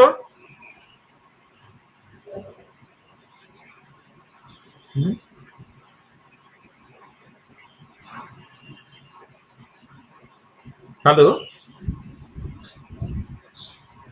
মানে দু তিনজন আছো, তোমাদের হয়তো একটু অসুবিধা হচ্ছে। আমি ওদেরকে বাদ দিয়ে বাকিদের কথা বলছি। মানে তোমাদেরকে আমি তো বললাম এই দুটো ক্লাস আমি আরেকটা আর দুটো ক্লাস, এই দুটো যে দুটো ক্লাস হয়ে গেছে সেই দুটো ক্লাস আমি আরেকবার করে দেবো। মানে যারা আগের ক্লাসগুলো করেছে তারা আমাকে খুব অনেস্টলি বলো যে একটু আজকে কনসেপচুয়ালি জিনিসটা একটু কঠিন। ঠিক আছে, সার্টেন আমি মানছি কনসেপচুয়ালি জিনিসটা একটু কঠিন। মানে কি কি অসুবিধা হচ্ছে একটু বলো, তাহলে আমি আবার একটু তোমাদেরকে বলতে পারি আর কি। মানে আর যদি বুঝতে পারো তো ঠিক আছে। মানে আমি যেটা বলতে চাইছি বুঝতে পারছো তো সবটা? আচ্ছা তো, আচ্ছা। মানে একদমই না বুঝে বোঝার ভান করবে না কিন্তু ভাই। আমি বারবার বলছি যে না বুঝে বোঝার ভান করলে বেশি দূর এগোতে পারবে না। মানে বুঝতে না পারলে বলো, সবকিছু বুঝতে পারা যায়। হুম, তুমি যেমন করে বুঝতে পারবে আমি সেরকম ভাবেই তোমাকে বোঝাবো। আমি আমার মতো করে বলছি, ওটা বুঝতে পারলে একরকম, যদি তোমার মনে হয় যে না ও তোমার হচ্ছে না, তাহলে আরো কিন্তু অনেক হয়তো সহজ এক্সাম্পল দিয়ে আরে তোমাকে আমি ব্যাপারটাকে কনভিন্স করতে পারি। আচ্ছা চলো তাহলে। আচ্ছা, ফার্স্ট পস্টুলেটটা হল, সেকেন্ড পস্টুলেটটা মানে most probably the most important postulate, মানে ভীষণ ইম্পর্টেন্ট পস্টুলেট, যেটা বেসিক্যালি মাইক্রোস্কোপিক এবং ম্যাক্রোস্কোপিক ডেসক্রিপশনের মধ্যে কানেকশন এনে দেয়। This is a very very important postulate, যাকে বলে বোল্টজম্যান হাইপোথিসিস বা বোল্টজম্যান পস্টুলেট। তাহলে Boltzmann hypothesis provides a bridge between the microscopic description with the macroscopic or thermodynamic description. Macroscopic ও মাইক্রোস্কোপিকের মধ্যে কানেকশনটা এনে দেয় কিন্তু বোল্টজম্যান হাইপোথিসিস। আচ্ছা কেমন করে? দেখো, আমরা থার্মোডাইনামিক ওয়েট বলে একটা কথাবার্তা ফার্স্ট লেকচারে বলেছিলাম যে কোন একটা গিভেন কনফিগারেশনে কতগুলো মাইক্রোস্টেট থাকতে পারে, সেটাই হচ্ছে তার থার্মোডাইনামিক ওয়েট। তাহলে in microscopic point of view, higher the number of different ways by which the particle can be distributed among various energy levels, higher will be the thermodynamic weight. দেখো আমি মানে যে এক্সাম্পলটা দিয়েছিলাম, দেখবে কোন একটা পার্টিকুলার কনফিগার ম্যাক্রোস্টেট নিয়েছিলাম, সেই ম্যাক্রোস্টেটের 10টা মাইক্রোস্টেট তুমি পেয়েছিলে, বা একটা ম্যাক্রোস্টেটের আমাদের 3টে কনফিগারেশন ছিল, সে প্রত্যেকটা কনফিগারেশনের আন্ডারে আবার কিছু কিছু তোমার মাইক্রোস্টেট ছিল। তার মানে এবারে দেখো, তুমি দেখেছিলে যে ওই যে প্রথম যে কনফিগারেশনটা ছিল সেখানে 3টে লেভেলে 3টে পার্টিকেল ছিল, সেটাকে 6 রকম ভাবে সাজাতে পারলে বলেই তো তার থার্মোডাইনামিক ওয়েট 6 হলো, বা তার আন্ডারে মাইক্রোস্টেটের সংখ্যা 6 হলো। আবার একই লেভেলে যখন 3টে পার্টিকেল ছিল, তাদেরকে তুমি আর কোনো রকম ভাবে সাজাতে পারছিলে না বলে সেখানে মাইক্রোস্টেটের সংখ্যা একটা, বা তোমার এতে মাইক্রোস্টেটের সংখ্যা হচ্ছে একটা, বা তোমার কনফিগারেশন মানে থার্মোডাইনামিক ওয়েট হচ্ছে 1 ছিল।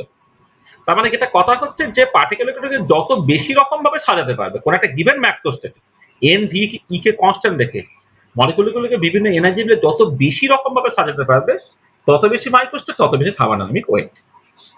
আবার ক্লাসিক্যাল থার্মোডাইনামিক্সে দেখো, with increase in the total number of distribution randomness increases, আর in classical thermodynamics with increase in randomness entropy increases. তোমার এক্সপিরিয়েন্স কি বলছে ক্লাসিক্যাল থার্মোডাইনামিক্সে, যে র্যান্ডমনেস, chaosনেস বা ডিজঅর্ডারনেস যত বাড়ে এন্ট্রপি তত বাড়ে। এই যে সলিড থেকে লিকুইড, লিকুইড থেকে গ্যাস হলে এন্ট্রপি বাড়ে। তোমার পিওর সাবস্টেন্স থেকে মিক্সচার হলে এন্ট্রপি বাড়ে। টেম্পারেচার বাড়ালে র্যান্ডমনেস, chaosনেস বাড়ে, এন্ট্রপি বাড়ে। হ্যাঁ, ভলিউম বেড়ে গেলে তোমার মলিকুলগুলো বেশি জায়গায় যদি ঘোরাফেরা করতে চাইছে, র্যান্ডমনেস বাড়ছে, তো এন্ট্রপি বাড়ছে। তার মানে যত বেশি ডিস্ট্রিবিউশন তত বেশি র্যান্ডমনেস, আর র্যান্ডমনেস বাড়লে হচ্ছে তোমার এন্ট্রপিটা বাড়বে। তার মানে দেখো, থার্মোডাইনামিক ওয়েটও ডিস্ট্রিবিউশন, যত বেশি রকমের ডিস্ট্রিবিউশন হবে তত বেশি থার্মোডাইনামিক ওয়েট বাড়ে, আবার যত বেশি ডিস্ট্রিবিউশন তত বেশি বিশৃঙ্খলা, তত বেশি এন্ট্রপি বাড়বে। তার মানে পরিষ্কার বোঝা যাচ্ছে থার্মোডাইনামিক ওয়েট ডব্লিউর সাথে এন্ট্রপি এস তার নিশ্চয়ই কোনো একটা কানেকশন আছে। তাহলে এই যে এন্ট্রপির সাথে থার্মোডাইনামিক ওয়েটের একটা কানেকশন আছে, সেটা তুমি বুঝবে। আচ্ছা, এবারে সেই কানেকশনটা কেমন? আচ্ছা, বলবেন যেটা বললেন যে ধরে নাও এই এসটা হচ্ছে ডব্লিউ এর ফাংশন, তাহলে এসটা যদি ডব্লিউর ফাংশন হয়, নেক্সট প্রশ্নটা আসবে এটা কেমন function, what is the explicit form of this function. আর explicit form of the function এটা বোঝার জন্য তুমি এইভাবে ব্যাপারটাকে ভাবো। ধরো দুটো সাবসিস্টেম কনসিডার করো, যে এ আর বি। প্রথম সাবসিস্টেমে থার্মোডাইনামিক ওয়েট ডব্লিউ এ, সেকেন্ডটা ডব্লিউ বি। প্রথমটার এন্ট্রপি এস এ, পরেরটার এন্ট্রপি এস বি। আর এবারে তুমি মাঝে পার্টিশনটাকে সরিয়ে দিয়েছো। মাঝের পার্টিশনটা সরিয়ে দিলে টোটাল প্রবাবিলিটি কি হয়, গুণ হয়ে যায়। তা total probability W A plus W B হবে। আর টোটাল এন্ট্রপিতে অ্যাডিটিভ কোয়ান্টিটি, তা টোটাল এন্ট্রপি কত হবে, S A plus S B হবে। এন্ট্রপিতে তুমি জানো এক্সটেন্সিভ প্রপার্টি, এক্সটেন্সিভ প্রপার্টি যদি হয় তাহলে প্যারেন্ট সিস্টেমের এন্ট্রপিটা কি হবে, সাব সিস্টেমের এন্ট্রপি যোগফলের সঙ্গে সমান হবে। আর প্রবাবিলিটি যেন সবসময় মাল্টিপ্লিকেটিভ হয়। ধরো এখানে টস করছি, হেড পড়ার সম্ভাবনা হাফ, তুমি টস করছো, হেড পড়ার সম্ভাবনা হাফ, দুজনে সাইমালটেনিয়াসলি হেড পড়ার সম্ভাবনা কত, হাফ ইন্টু হাফ, 1/4 হয়ে যায়। ঠিক আছে, তাহলে সেই জন্য আমি যখন এই পার্টিশনটাকে সরিয়ে দিলাম, টোটাল প্রবাবিলিটি বা টোটাল থার্মোডাইনামিক ওয়েটটা হয়ে যাবে ডব্লিউ এ ডব্লিউ বি, আর টোটাল এন্ট্রপি হয়ে যাবে এস এ আর এস বি। আচ্ছা, এবারে দেখো ক্লিয়ারলি এস এটা হচ্ছে ফাংশন অফ ডব্লিউ এ, মানে সাবসিস্টেম এতে যদি এন্ট্রপি এস এ হয় আর থার্মোডাইনামিক ওয়েট ডব্লিউ এ হয়, আর এস যেহেতু ফাংশন অফ ডব্লিউ, মানে পরিষ্কার এস এটা হচ্ছে ফাংশন অফ ডব্লিউ এ আর এস বি হচ্ছে ফাংশন অফ ডব্লিউ বি। এবারে পার্টিশনটা যখন হটিয়ে দিলে টোটাল ডব্লিউটা হলো W A plus W B, তার মানে টোটাল এন্ট্রপিটা তখন কি হবে, এফ অফ ডব্লিউ টোটাল, তার মানে F of W A into W B. এবারে খেয়াল করে দেখো যে এস টোটাল যেহেতু এন্ট্রপিটা এক্সটেন্সিভ প্রপার্টি, তখন S total should be equal to S A plus S B. S A plus S B কে এখান থেকে বসিয়ে দেয় F of W A plus F of W B, আর তার বদলে এখানে আছে কত, F of W A W B. তার মানে F of W A W B should be equal to F of W A plus F of W B. মানে S এটা এই যে function of W A, S বিটা as a function of W B, আর এসটা as a function of W A into W B. তাহলে দেখো এইটা এই রিলেশনটা ওবে করতে হবে, অর্থাৎ explicit form of the function এমন হতে হবে যাতে করে এই রিলেশনটা ওবেট হয়। এবার তুমি খেয়াল করে দেখো তো কি টাইপের ফাংশন হলে এই রিলেশন ওবেট হবে। একমাত্র লগারিদমিক ফাংশন হলে সেটা সম্ভব। দেখো log of x y equal to log x plus log y. তার মানে এই যে রিকোয়ারমেন্টটা ডিমান্ড করছে, মানে প্রবাবিলিটি মাল্টিপ্লিকেটিভলি সেপারেবল আর এন্ট্রপি অ্যাডিটিভলি সেপারেবল, এটা হতেই হবে। সেটা তোমার ডিমান্ড করছে এই ইকুয়েশনটা, আর এই ইকুয়েশনটা স্যাটিসফাইড হবে কোর এক্সপ্লিসিট ফর্ম অফ দ্য ফাংশনের জন্য, একমাত্র লগারিদমিক ফাংশনের জন্য। তার মানে পরিষ্কার এসটা should be proportional to L N W. ঠিক আছে, S should be proportional to L N W. আচ্ছা, এবারে এখানে একটা প্রপোর্শনালিটি কনস্ট্যান্ট থাকবে। প্রথম কথা এল এন ডব্লিউ এটা তো সাডেনলি একটা ইউনিটলেস নাম্বার, কিন্তু এন্ট্রপির একটা ইউনিট আছে। তাহলে এই প্রপোর্শনালিটি কনস্ট্যান্ট এমন হবে যার ইউনিটটা হচ্ছে এন্ট্রপির ইউনিটের সঙ্গে সমান। প্রথম যেটা ইম্পর্টেন্ট পয়েন্ট, যে যে এন্ট্রপির যেহেতু ইউনিটটা জুল পার কেলভিন, তার মানে এখানে তোমার এই যে এসটা একটা প্রপোর্শনালিটি কনস্ট্যান্ট থাকবে, যে প্রপোর্শনালিটি কনস্ট্যান্টটা হচ্ছে তোমার ওই জুল পার কেলভিন হবে বা এন্ট্রপি ইউনিট হবে। হ্যাঁ, এইটা এই কেটা বোলম্যান তার নাম দিলেন বোলম্যান কনস্ট্যান্ট। আমি এইখান থেকে প্রপোর্শনালটাকে বুঝতে পারছি, কিন্তু ডাইমেনশনাল অ্যানালিসিস তোমায় বলছে কি ডান দিকটা ইউনিটলেস কিন্তু বাঁ দিকটা একটা এন্ট্রপি ইউনিট আছে। তার মানে এর সঙ্গে যখন ইকুয়াল করবো একটা প্রপোর্শনালিটি কনস্ট্যান্ট আসবে যার ইউনিটটা হচ্ছে এন্ট্রপি ইউনিটের সঙ্গে সমান, অর্থাৎ S equal to K L N W, যেখানে কেটা হচ্ছে বোলম্যান কনস্ট্যান্ট। দেখো এখন পরিষ্কার হচ্ছে এস টোটালটাকে কে এল এন ডব্লিউ টোটাল করো, কে এল এন ডব্লিউ টোটালের জায়গায় ডব্লিউ ইন্টু ডব্লিউ বি লেখো, তাহলে k L N W plus k L N W B হয়ে যাচ্ছে, পরিষ্কার S A plus S B হয়ে যাচ্ছে। তার মানে দেখো সবকিছু কনসিস্টেন্ট হচ্ছে, ঠিক আছে। তার মানে পরিষ্কার বোঝা গেল S should be equal to K L N W.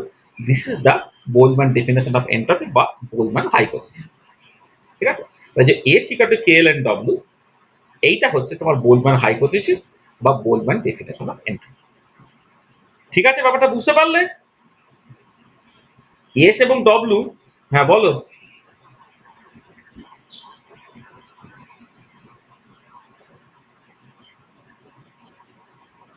Thermodynamic property intensive property বলি এটা, ওটা প্রবাবিলিটি। তো মানে প্রবাবিলিটি কি হয়, তুমি দেখো প্রবাবিলিটি যে সেকেন্ড ক্লাসে আমি যখন প্রবাবিলিটি নিয়ে কথাবার্তা বললাম তুমি তো অলরেডি জানো। ধরো তুমি টস করছো, হেড পড়ার সম্ভাবনা কত, হাফ তো, হ্যাঁ।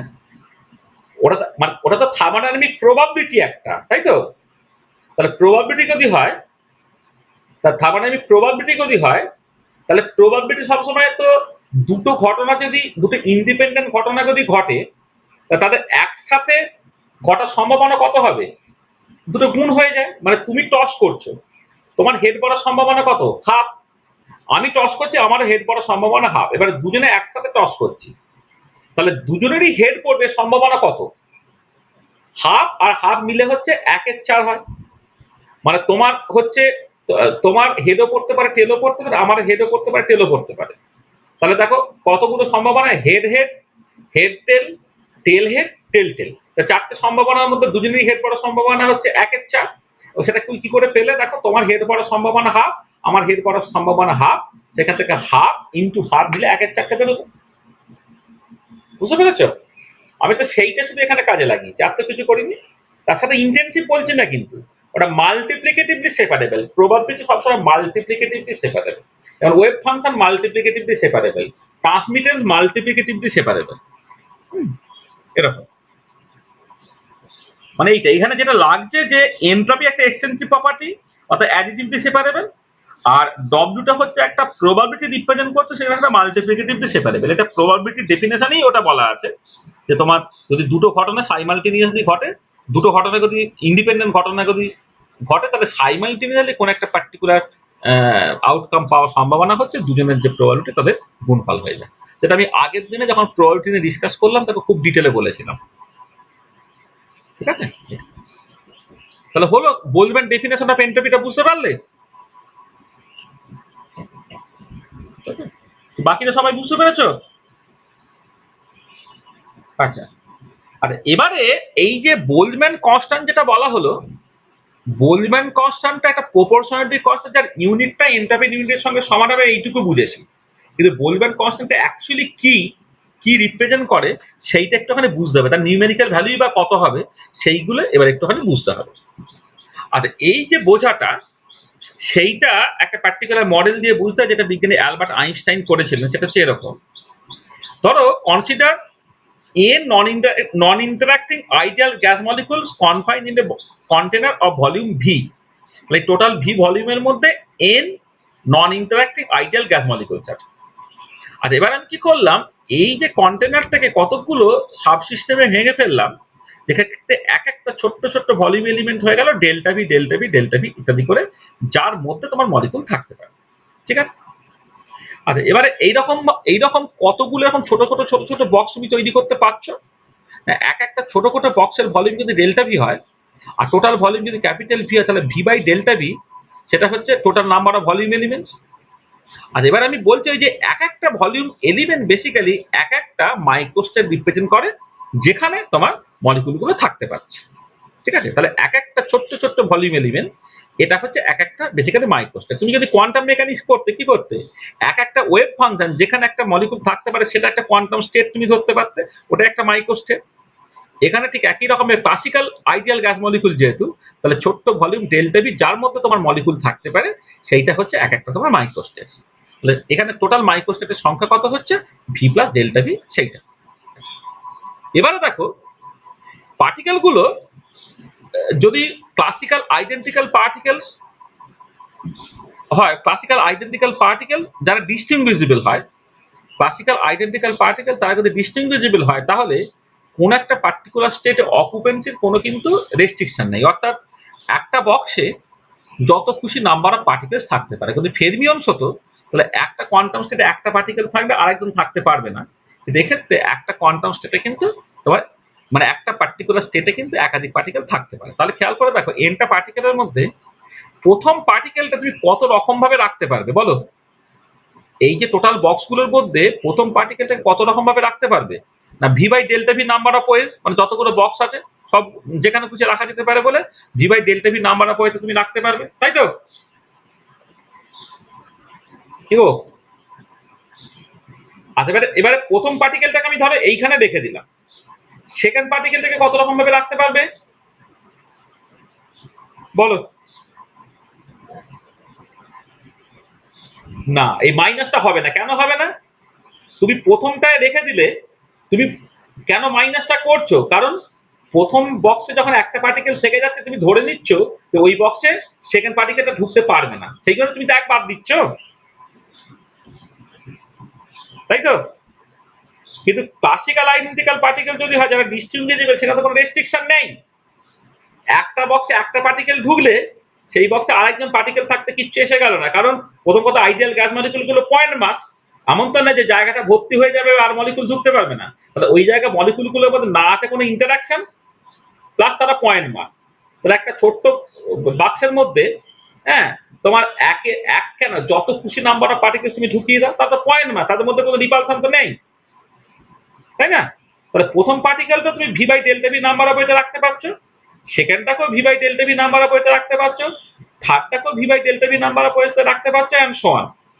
তার মানে কি হচ্ছে দেখো, যে প্রথম পার্টিকেলটা যদি V by delta V number of ওয়েটে, সেকেন্ডটা V by delta V number of ওয়েটে, থার্ডটা V by delta V number of ওয়েটে, এইভাবে রাখো। তাহলে এনটা পার্টিকেলকে যখন তুমি রাখবে, টোটাল ডিস্ট্রিবিউশন কতগুলো হবে, অর্থাৎ টোটাল থার্মোডাইনামিক ওয়েটটা কত হবে? V by delta V into V by delta V into V by delta V into dot dot dot dot করে এন টাইমস, অর্থাৎ V by delta V to the power n. বুঝতে পারলে thermodynamic ওয়েটটা এখানে কত বেরোলো? V by delta V to the power n. এটা কারো অসুবিধা আছে?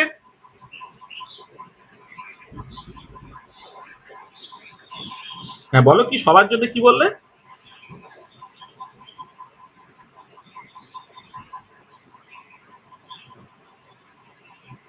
হ্যাঁ, আবার ঢুকতে পারে, এক্স্যাক্টলি। মানে যদি যদি 10টা রকম ছোট ছোট বক্স থাকে, প্রথমটাকেও 10টার যেখানে খুশি তুমি ঢোকাতে পারো, সেখানটাকেও 10টার যেখানে খুশি তুমি ঢোকাতে পারো, থার্ডটাকেও 10টার যেখানে খুশি তুমি ঢোকাতে পারো। হ্যাঁ, তার মানে এনটা যদি হয় তাহলে তোমার হয়ে যাবে, প্রবাবিলিটি গুণ হয়, তাহলে V by delta V into V by delta V into V by delta V, এটা এন টাইমস হয়ে গেল, অর্থাৎ V by delta V to the power n হয়ে গেল। ঠিক আছে? আচ্ছা, এবারে বোল্টজম্যান ডেফিনেশন অফ এন্ট্রপি কি বলছি? এস তো কে এল এন ডব্লিউ, ডব্লিউর জায়গায় এটাকে বসিয়ে দাও, তাহলে কত হচ্ছে?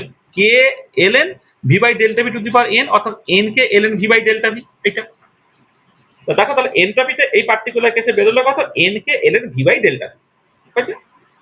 আর এবারে আমি কি করলাম দেখো, যেহেতু ডেল্টা ভি এক একটা অ্যাজিভ যেন স্টেট রিপ্রেজেন্ট করছে, মাইক্রো স্টেট রিপ্রেজেন্ট করছে, আমি ডেল্টা ভি অর্থাৎ এক একটা ছোট্ট ভলিউম এলিমেন্টের ভলিউমটাকে ফিক্স রেখে ওভারঅল গ্যাসটা একটা আইসোথার্মাল এক্সপানশন করছে from volume V one to V two. মানে ডেল্টা ভিটাকে কনস্ট্যান্ট রেখে, ডেল্টা ভি কে কনস্ট্যান্ট রেখে আমি তার আইসোথার্মাল এক্সপানশন করছি from volume V one to V two. ঠিক আছে? তাহলে দেখো, তাহলে ইনিশিয়ালি যখন ভলিউম ভি ওয়ান ছিল, এন্ট্রপি কত থাকবে? এস ওয়ানটা হচ্ছে n K L N V one by delta V হবে। আর যখন ভলিউমটা ভি টু হয়ে গেল, তখন এন্ট্রপি এস টু কত হবে? N K L N V two by delta V হবে। তাহলে এন্ট্রপির চেঞ্জটা কত হলো? S two minus S one, সেটা হচ্ছে n K L N V two by delta V minus n K L N V one by delta V. করলে কত বেড়েছে? N K L N V two by V one.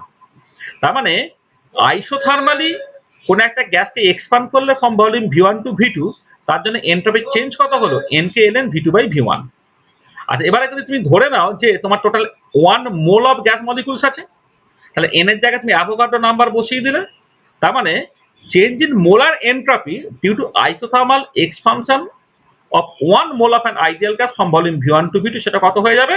Delta S বারটা হয়ে যাচ্ছে N A k L N V two by V one. ঠিক আছে? যেখানে N হচ্ছে অ্যাভোগাড্রো নাম্বার। কি এটা বুঝতে পেরেছো কিভাবে হলো? মানে এই যে এই এক্সপ্রেশন থেকে আমি ডেল্টা ভিটাকে ফিক্স রেখে আইসোথার্মালি গ্যাসটাকে এক্সপান্ড করছে ফ্রম ভি1 টু ভি2, তার জন্য এনট্রপি চেঞ্জ হলো এইটা। এবার যদি 1 মোল গ্যাস হয়ে গেছে তাহলে সেটা হয়ে যাচ্ছে NaK ln V2/V1। তাহলে এই যে রেজাল্টটা পেলে, এই রেজাল্টটা কোথা থেকে পেলে? ওই বোলম্যান ডেফিনেশন অফ এনট্রপি থেকে, বা বোলম্যান হাইপোথিসিস থেকে, বা স্ট্যাটিস্টিক্যাল মেকানিক্স থেকে। এইটা আজ এবারে ক্লাসিক্যাল থার্মোডাইনামিক্সে এই চেঞ্জ ইন মোলার এনট্রপি মানে ফর 1 মোল অফ গ্যাস যখন সে আইসোথার্মালি ফ্রম ভলিউম ভি1 টু ভি2 এক্সপানশন হচ্ছে, তার জন্য মোলার এনট্রপির চেঞ্জটা কত হয়? Rln V2/V1 মনে আছে তোমার? তাহলে আইডিয়াল গ্যাসের জন্য মনে আছে তো এনট্রপির চেঞ্জ কত হয়? NCV বার ln T2/T1 plus NR ln V2/V1। তো তাহলে আইসোথার্মাল মানে এটা 0 হয়ে গেল। আর 1 মোলের জন্য যখন করছো তাহলে এটা কত হয়ে যাচ্ছে? Rln V2/V1 হচ্ছে এটা, তাই না? তাহলে দেখো, তাহলে ক্লাসিক্যাল থার্মোডাইনামিক্স বলছে ডেল্টা এস বারটা হবে Rln V2/V1, আর বোলম্যান হাইপোথিসিস বলছে ডেল্টা এস বারটা হবে NaK ln V2/V1। দুটো তো একই হওয়ার কথা, মানে এটাও যেটা বের করছে ওটাও তো সেটাই বের করেছে। তাহলে পরিষ্কার কি হচ্ছে? NaKটা হচ্ছে R এর সঙ্গে সমান হয়ে গেল, তাহলে কেটা কত হয়ে গেল? R/Na হয়ে গেল। তো দেখো বোলম্যান কনস্ট্যান্টটা হয়ে গেল R/Na, অর্থাৎ 8.314 জুল পার কেলভিন পার মোল, সেটা R এর ভ্যালু। আর অ্যাভোগাড্রো নাম্বার হচ্ছে 6.023 × 10⁻23 মোল ইনভার। কেটে কুটে গেল, দেখো উত্তরটা বেরোলো 1.38 × 10⁻−23 জুল পার কেলভিন। ঠিক আছে? তাহলে দেখো বোলম্যান কনস্ট্যান্টটা যেটা বোলম্যান ব্যবহার করেছেন, সেই Boltzmann constant is nothing but the universal gas constant divided by তোমার অ্যাভোগাড্রোস কনস্ট্যান্ট। R/Na এইটা হয়ে যাচ্ছে তোমার এটা। ঠিক আছে?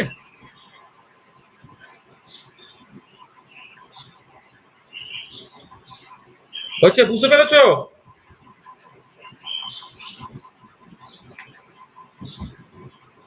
তো দেখো এইটা হচ্ছে ভীষণ ইম্পর্টেন্ট, এখান থেকে ভীষণ পরীক্ষা কোশ্চেন পড়ে, যে বোলম্যান হাইপোথিসিস যেখানে মাইক্রোস্কোপিকের সঙ্গে ম্যাক্রোস্কোপিকের কানেকশনটাকে আনা হচ্ছে। তাহলে আমি বললাম যে যত বেশি ডিস্ট্রিবিউশন তত বেশি ডব্লু, আবার যত বেশি ডিস্ট্রিবিউশন তত র্যান্ডামনেস তত বেশি এনট্রপি। তাহলে এস এর সঙ্গে ডব্লুর একটা সম্পর্ক থাকবে। এবার সেই সম্পর্কটা কেমন, সেটা যে লগারিদমিক ফাংশন হবে তার কারণটা তুমি বুঝলে। একটা প্রপোর্শনালিটি কনস্ট্যান্ট আছে কে, এবং সেই কে এর ভ্যালুটা বিজ্ঞানী অনেক রকমভাবে আনা যায়, বিজ্ঞানী আইনস্টাইন কিরকমভাবে এনেছিল সেটা আমরা এখানে ডিসকাস করবো। আচ্ছা, এবারে লাস্ট হাইপোথিসিস যেটা, আর 3টে পস্টুলেট, তো তাহলে প্রথম এবং দ্বিতীয় পস্টুলেটটা হলো থার্ড পস্টুলেট। তাহলে তাকে বলছে এরগটিক হাইপোথিসিস। এরগটিক হাইপোথিসিসটা কি? তাকে এটা খুব স্বাভাবিক ব্যাপার। তাহলে আমি এই যেটা বললাম, তুমি একটুখানি আগে এই এটা রিড আউট করার আগে আমি যে কথাটা বলছি ভালো করে শোনো। সেটা হচ্ছে এই যে কাইনেটিক থিওরি অফ গ্যাসে যখন কোনো একটা গ্যাস মলিকুলের অ্যাভারেজ ভেলোসিটি তুমি বের করবে, তখন দুটো রাস্তা হতে পারে। একটা হচ্ছে একটা মলিকুলকে তুমি টার্গেট করো, তাকে অনেক লম্বা সময় ধরে দেখো, তারা অন্যান্য মলিকুলের সঙ্গে ধাক্কাধাক্কি হেনাতেনা করার জন্য কখনো তার ভেলোসিটি কম, কখনো তার ভেলোসিটি বেশি করে এই পুরো টাইম ধরে তাকে তুমি অবজার্ভ করেছো। হ্যাঁ, কোন একটা টাইম রিজিয়ানে তার ভেলোসিটি কম, কোন একটা টাইম রিজিয়ানে তার ভেলোসিটি বেশি করে তুমি একটা টাইম অ্যাভারেজ ক্যালকুলেট করো। আবার উল্টো দিকে ওই একটা মলিকুলকে অনেক সময় ধরে না দেখে কোনো একটা নির্দিষ্ট মুহূর্তে অনেকগুলো মলিকুলকে তুমি একসাথে দেখো।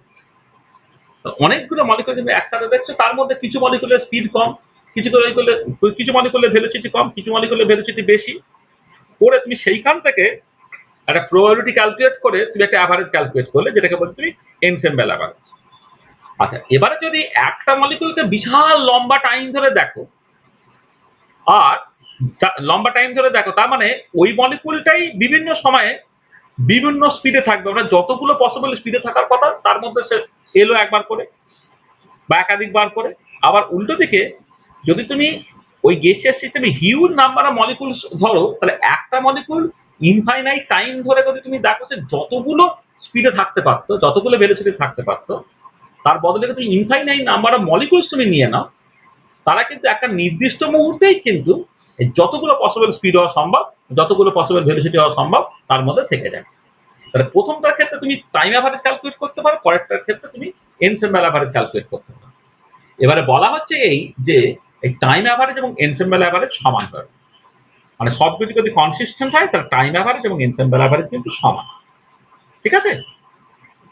তাহলে দেখো this is one of the another important, this is one of the মানে অ্যানাদারটা মানে লেখাটা ভুল হলো। দেখো this is one of the important মানে another important postulates of statistical mechanics. This states that for a stationary random process, a large number of observations made on a single system at n arbitrary instant of time have the same statistical properties as observing n arbitrary chosen system at the same time from an ensemble of similar system when n tends to infinity. In other words, for a stationary random process, if number of systems in an ensemble is used and time taken to calculate the average is very long, then ensemble average is equal to the time average. তাহলে এফ যদি physical quantity হয়, দেখো এই অ্যাঙ্গেলের মধ্যে লেখা আছে মানে বেসিক্যালি এনসেম্বল অ্যাভারেজ, আর বার দিয়ে লেখা আছে মানে হচ্ছে তোমার টাইম অ্যাভারেজ। এই এনসেম্বল অ্যাভারেজ এবং টাইম অ্যাভারেজ সমান হবে। This is the ergodic hypothesis. এবং এটা হয় বলেই হচ্ছে তোমার দুটো ডেসক্রিপশনই কিন্তু অ্যাকসেপ্টেবল। এক হচ্ছে একটা মলিকুলকে তোমার ইনফাইনাইট টাইম ধরে তুমি দেখো, তার বদলে তুমি একটা identically prepare infinite number of identical prepare subsystem অর্থাৎ মাইক্রোস্টেট ইয়ে এনসেম্বল ধরে নাও, ধরে নিয়ে সেইখান থেকে তুমি ট্রিটমেন্টটাকে করো। দুটোই কিন্তু তোমার ফাইনালি একই রেজাল্ট হয়। তার মানে এরগডিক হাইপোথিসিস জাস্ট সিম্পলি বলতে টাইম অ্যাভারেজ এবং এনসেম্বল অ্যাভারেজ হচ্ছে তোমার বেসিক্যালি সমান। আচ্ছা, ঠিক আছে, বুঝতে পারলে? দেখো তাহলে আমি কি করলাম আজকে। তাহলে আমরা আমরা মানে in this lecture we have discuss concept of phase space, phase point and microstates, এগুলো বলেছি। Concept of ensemble with various types and their characteristic feature, সেটা আমরা বলেছি। আর তিনটে যে ইম্পর্টেন্ট পস্টুলেটস ছিল, হ্যাঁ, postulates of equal a priori probability, Boltzmann hypothesis এবং এরগডিক হাইপোথিসিস। তাহলে এই হাইপোথিসিসগুলো আমরা আলোচনা করব। তা দেখো তাহলে আমরা ব্যাকগ্রাউন্ড গুলোকে তৈরি করে ফেলেছি, মানে এই পর্যন্ত বলা মানে হচ্ছে তিনটে কাছে আমাদের ব্যাকগ্রাউন্ড তৈরি করে ফেললাম। এটা স্ট্যাটিস্টিক্যাল থার্মোডাইনামিক্স যেহেতু লাইভে তোমরা প্রথম পড়ছো, মানে আমি বলছি কেউ কেউ পড়েছে, খাটের এমএসসি কিছু ছেলেমেয়েরা আগে হয়তো একবার পড়েছে, কিন্তু দেখবে জিনিসটা কি কি করে না, প্রথমেই ওই কিছু বেসিক কনসেপ্ট বলে দিয়ে একদম ম্যাক্সওয়েল বোলজম্যান ডিস্ট্রিবিউশনে চলে আসে। না, আমি সাবজেক্টটাকে একটু লম্বা, তুমি লম্বা রেসের ঘোরা হবে। তুমি তো স্ট্যাটিস্টিক্যাল থার্মোডাইনামিক্স এই যতটুকু পড়ছো এখানেই তোমার গল্প শেষ নয়। এরপরে তো এটা তো স্ট্যাটিস্টিক্যাল থার্মোডাইনামিক্স শুরু। স্ট্যাটিস্টিক্যাল থার্মোডাইনামিক্স তোমার পরে অনেক কিছু পড়তে হবে, পরে তোমাকে রিসার্চ করতে হবে। এমএসসিতে দেখবে একাধিক ইউনিট আছে স্ট্যাটিস্টিক্যাল থার্মোডাইনামিক্সের। তো সেগুলো যদি প্রপারলি তোমাকে বুঝতে চাই তাহলে তার ফাউন্ডেশনটা প্রপারলি তৈরি করা দরকার। আমি ফাউন্ডেশনটাকে তৈরি করে দিলাম। তাহলে ফাউন্ডেশনের মধ্যে প্রথমে তো আমি কি করেছি, একদম ফার্স্ট লেকচারে আমি যেটা করেছি সেটা হচ্ছে তোমার ওই মানে সাবজেক্টটা ইন্ট্রোডিউস করে দেওয়ার পরে কিছু বেসিক কনসেপ্ট নিয়ে কথাবার্তা বলেছি। সেকেন্ড ক্লাসে স্ট্যাটিস্টিক্যাল থার্মোডাইনামিক্স পড়ার জন্য যে ধরনের ম্যাথমেটিক্যাল কনসেপ্টগুলো লাগে সেটা আমি বলেছি। আর থার্ড ক্লাসে হচ্ছে যে স্ট্যাটিস্টিক্যাল থার্মোডাইনামিক্স যেহেতু তোমার তোমার কিছু মানে অ্যাজাম্পশন বা পস্টুলেট থেকে স্টার্ট হচ্ছে, স্ট্যাটিস্টিক্যাল থার্মোডাইনামিক্স যে তিনটে পস্টুলেট উপরে বেস করে এই তিনটে পস্টুলেট আমরা বললাম। এবং তার সঙ্গে সঙ্গে হচ্ছে অটোমেটিক্যালি কিছু কনসেপ্ট জাস্ট চলে এলো, এনসেম্বলের কনসেপ্ট চলে এলো, যেটা একটা ভীষণ ভীষণ ইম্পর্টেন্ট কনসেপ্ট নেট বা যে কোনো কম্পিটিটিভ এক্সামের জন্য। আর তার সঙ্গে সঙ্গে হচ্ছে আমরা ফেজ স্পেস, ফেজ পয়েন্ট, মাইক্রোস্টেট এই জিনিসগুলোকে ইন্ট্রোডিউস করতে পারি। ঠিক আছে, তো আজকে এই পর্যন্ত। নেক্সট দিনে আমরা একদম ম্যাক্সওয়েল বোলজম্যান ডিস্ট্রিবিউশন ফর্মুলাতে চলে যাব। ঠিক আছে, তো বলো কারো যদি কিছু অসুবিধা হয় তো বলো।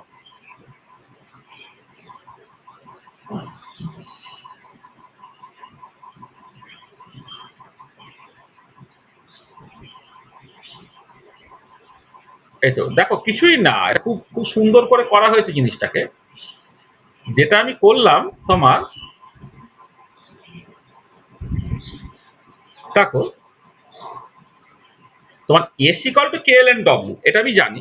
এবার আমি বলছি কি, আমি ধরো একটা গ্যাসিয়াস সিস্টেম কনসিডার করছি, কার টোটাল ভলিউমটা ভি, total number of particles N. এবারে আমি কি করছি, এই টোটাল ভলিউমটা, হ্যাঁ, যেমন ফেজ ফেজ ভলিউমের কথা বলা হয় না, তার মধ্যে তোমার ফেজ পয়েন্টগুলো থাকে। তাহলে ফেজ পয়েন্টগুলো থাকার জন্য তো তোমার এক একটা করে ছোট ছোট ফেজ ভলিউম লাগবে। আমি ঠিক সেরকম করে ভাবছি যে টোটাল ভলিউম ভি, তার মধ্যে গ্যাস মলিকুলগুলো থাকার জন্য একটা ছোট ছোট ছোট ছোট ছোট পকেট তুমি তৈরি করলে, সেগুলো এক একটা হচ্ছে ভলিউম এলিমেন্টস বলা হচ্ছে। এবারে যদি এক একটা ভলিউম এলিমেন্টের ভলিউমটাকে ডেল্টা ভি হয় আর টোটাল ভলিউমটা ভি হয়, তাহলে ভি বাই ডেল্টা ভি হচ্ছে টোটাল কতগুলো এরকম মাইক্রো মানে তৈরি হচ্ছে, মানে ভলিউম এলিমেন্ট তৈরি হয়েছে। আচ্ছা, এবারে পার্টিকেলগুলোকে এই ভলিউম এলিমেন্টের মধ্যে রাখবো।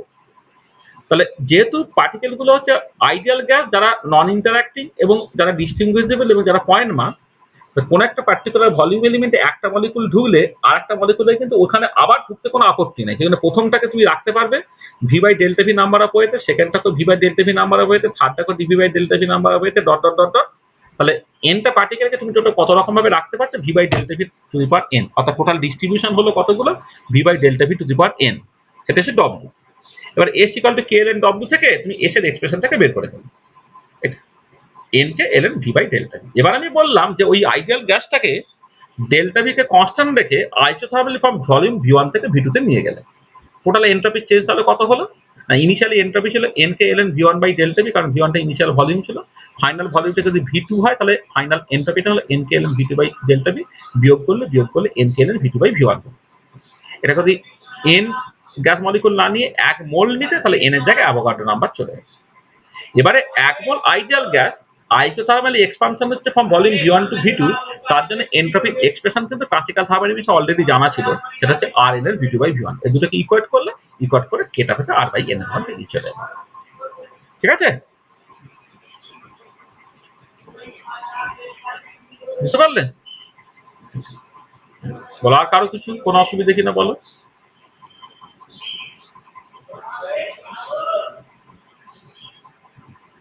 ফার্স্ট পস্টুলেটটা এটা আমি ভালো করে আরেকবার বলবো। হ্যাঁ, মানে এটা তোমাদের তো ফার্স্ট লেকচারটা করোনি, সেই জন্য হয়তো অসুবিধা হচ্ছে। এটা হচ্ছে postulate of equal a priori probability. মানে তুমি যেটা দেখবে, যেটা আমি ভালো ওই এই ক্লাসটা পুরোটাই আবার তোমাদের জন্য নেবো আর কি, প্রথম ক্লাসটা। যেটা কথা হচ্ছে যে ধরো এন ভি ই ফিক্স করে দিয়ে তুমি একটা ম্যাক্রো স্টেট পেলে, কোন একটা আইসোলেটেড সিস্টেম তুমি কনসিডার করছো যেখানে এন ভি ই ফিক্স করে দিচ্ছ, অর্থাৎ তুমি একটা পার্টিকুলার ম্যাক্রো স্টেটে আছো। এবারে একটা পার্টিকুলার ম্যাক্রো স্টেটে থেকে পার্টিকুলারগুলোকে কিন্তু না বিভিন্ন এনার্জি লেভেলে বিভিন্ন রকম ভাবে সাজানো যেতে পারে। তাই যত রকম ভাবে সাজাচ্ছ সেইগুলো দিচ্ছে তোমার কি না এক একটা তোমার মাইক্রো স্টেট। তাহলে ধরো আমি যেটা বললাম যে তোমার total energy, total volume, total number of particle আমি ফিক্স করে দিই। মানে তুমি ধরো তোমার ক্লাসে তুমি যে বসো, তোমার ক্লাসে তো লোকের সংখ্যাটা ফিক্সড, হ্যাঁ, ছাত্রীর সংখ্যাটা ধরো ফিক্সড। এবারে ভেতরে ঢুকে আমি দেখতে পারবো যাতে প্রথম দিনে হয়তো ফার্স্ট বেঞ্চে 5 জন, সেকেন্ড বেঞ্চে 4 জন, থার্ড বেঞ্চে 3 জন বসেছো। পরের দিনে গেলে দেখা গেল হয়তো প্রত্যেকটা বেঞ্চে 4 জন 4 জন 4 জন করে বসে। আরেকদিন হয়তো দেখা গেল প্রথম বেঞ্চে 5 জন, পরের বেঞ্চে 5 জন, তারপরের বেঞ্চে হচ্ছে মাত্র 2 জন বসে আছে। তার মানে কি, তাহলে টোটাল যে স্টুডেন্টের সংখ্যা তাকে ফিক্স রেখে তুমি অনেক রকম ভাবে বসতে পারো।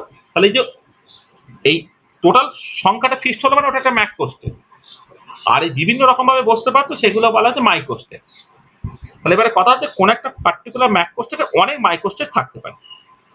আচ্ছা, এবারে যদি এরকম হয় যে তোমাদের মধ্যে কোনো ইন্টারমলিকুলার কোনো ইন্টারাকশন না, মানে কেউ কাউকে পছন্দ বা অপছন্দ করছে এরকম যদি না হয়, তাহলে এই যে মাইক্রো স্টেট গুলো তুমি বলছো সেগুলো যেটা খুশিতেই তুমি কিন্তু আমি তোমাকে দেখতে পেতে পারতাম। আমি হঠাৎ করে ক্লাসে ঢুকলাম, তোমার একজন প্রিয় বন্ধু আছে, তুমি সবসময়ই তার সাথে আছো, বা তোমার একজন প্রিয় মানে একজন শত্রু আছে যে কখনই তোমার পাশে বসছে না, এটা হয়। কিন্তু যদি নন ইন্টারাক্টিং হয়, ক্লাসিক্যাল আইডেন্টিক্যাল পার্টিকেল যারা নন ইন্টারাক্টিং, তাদের ক্ষেত্রে কিন্তু কোনো পছন্দ বা অপছন্দের জায়গা নেই। তখন কি হবে না, ওই সমস্ত মাইক্রোস্টেটগুলো ইকুয়ালি প্রবাবল হবে। সেটাই বলা হচ্ছে postulates of equal a priori probability. মানে কোন একটা পার্টিকুলার ম্যাক্রোস্টেটকে তুমি এই যে বিভিন্ন মাইক্রোস্টেট গুলো আছে তাতে উইথ ইকুয়াল প্রবাবিলিটি তুমি দেখতে পাবে। যদি কোনো একটা ম্যাক্রোস্টেটের আন্ডারে 10টা মাইক্রোস্টেট থাকে, তাহলে ম্যাক্রোস্টেটটাকে ওই প্রথম মাইক্রোস্টেটে পাওয়ার সম্ভাবনা হচ্ছে 1/10, সেকেন্ড মাইক্রোস্টেটে পাওয়ার সম্ভাবনা 1/10, থার্ড মাইক্রোস্টেটে পাওয়ার সম্ভাবনা 1/10 অ্যান্ড সো অন। তাই যে all microstates are equally probable, এটাই হচ্ছে postulates of equal a priori probability. বুঝতে পারছো? হুম, এটাই। এটা মানে ফার্স্ট লেকচারটা তুমি পড়োনি তাই তো সুনিতা? হ্যাঁ, তাহলে ফার্স্ট লেকচারটা আমি সবাইকে লিঙ্কটা দেবো। মানে যারা করেছো তাদেরকে আর করতে হবে না। হ্যাঁ, যারা করোনি তারা হচ্ছে ওই পরের দিনে আরেকটা ওই ফার্স্ট লেকচার এবং সেকেন্ড লেকচার যে দুটো তোমরা করতে পারোনি আর কি, সেগুলো আমি একবার পড়িয়ে দেবো। হ্যাঁ, তাহলে তোমার ব্যাপারটা আবার বোঝা পেয়ে যাবে। আর আমি স্টিল আবার এটাও পাঠিয়ে দিচ্ছি দরকার হলে একবার তোমাকে, যে মানে ভিডিওটাও পাঠিয়ে দিচ্ছি, পিডিএফ ভিডিওটা আরেকবার পাঠিয়ে দিচ্ছি। ভিডিওটা দেখে কিছুটা বুঝতে পারবে, পরের দিন যা যা ডাউট আছে জিজ্ঞেস করে নিতে পারো।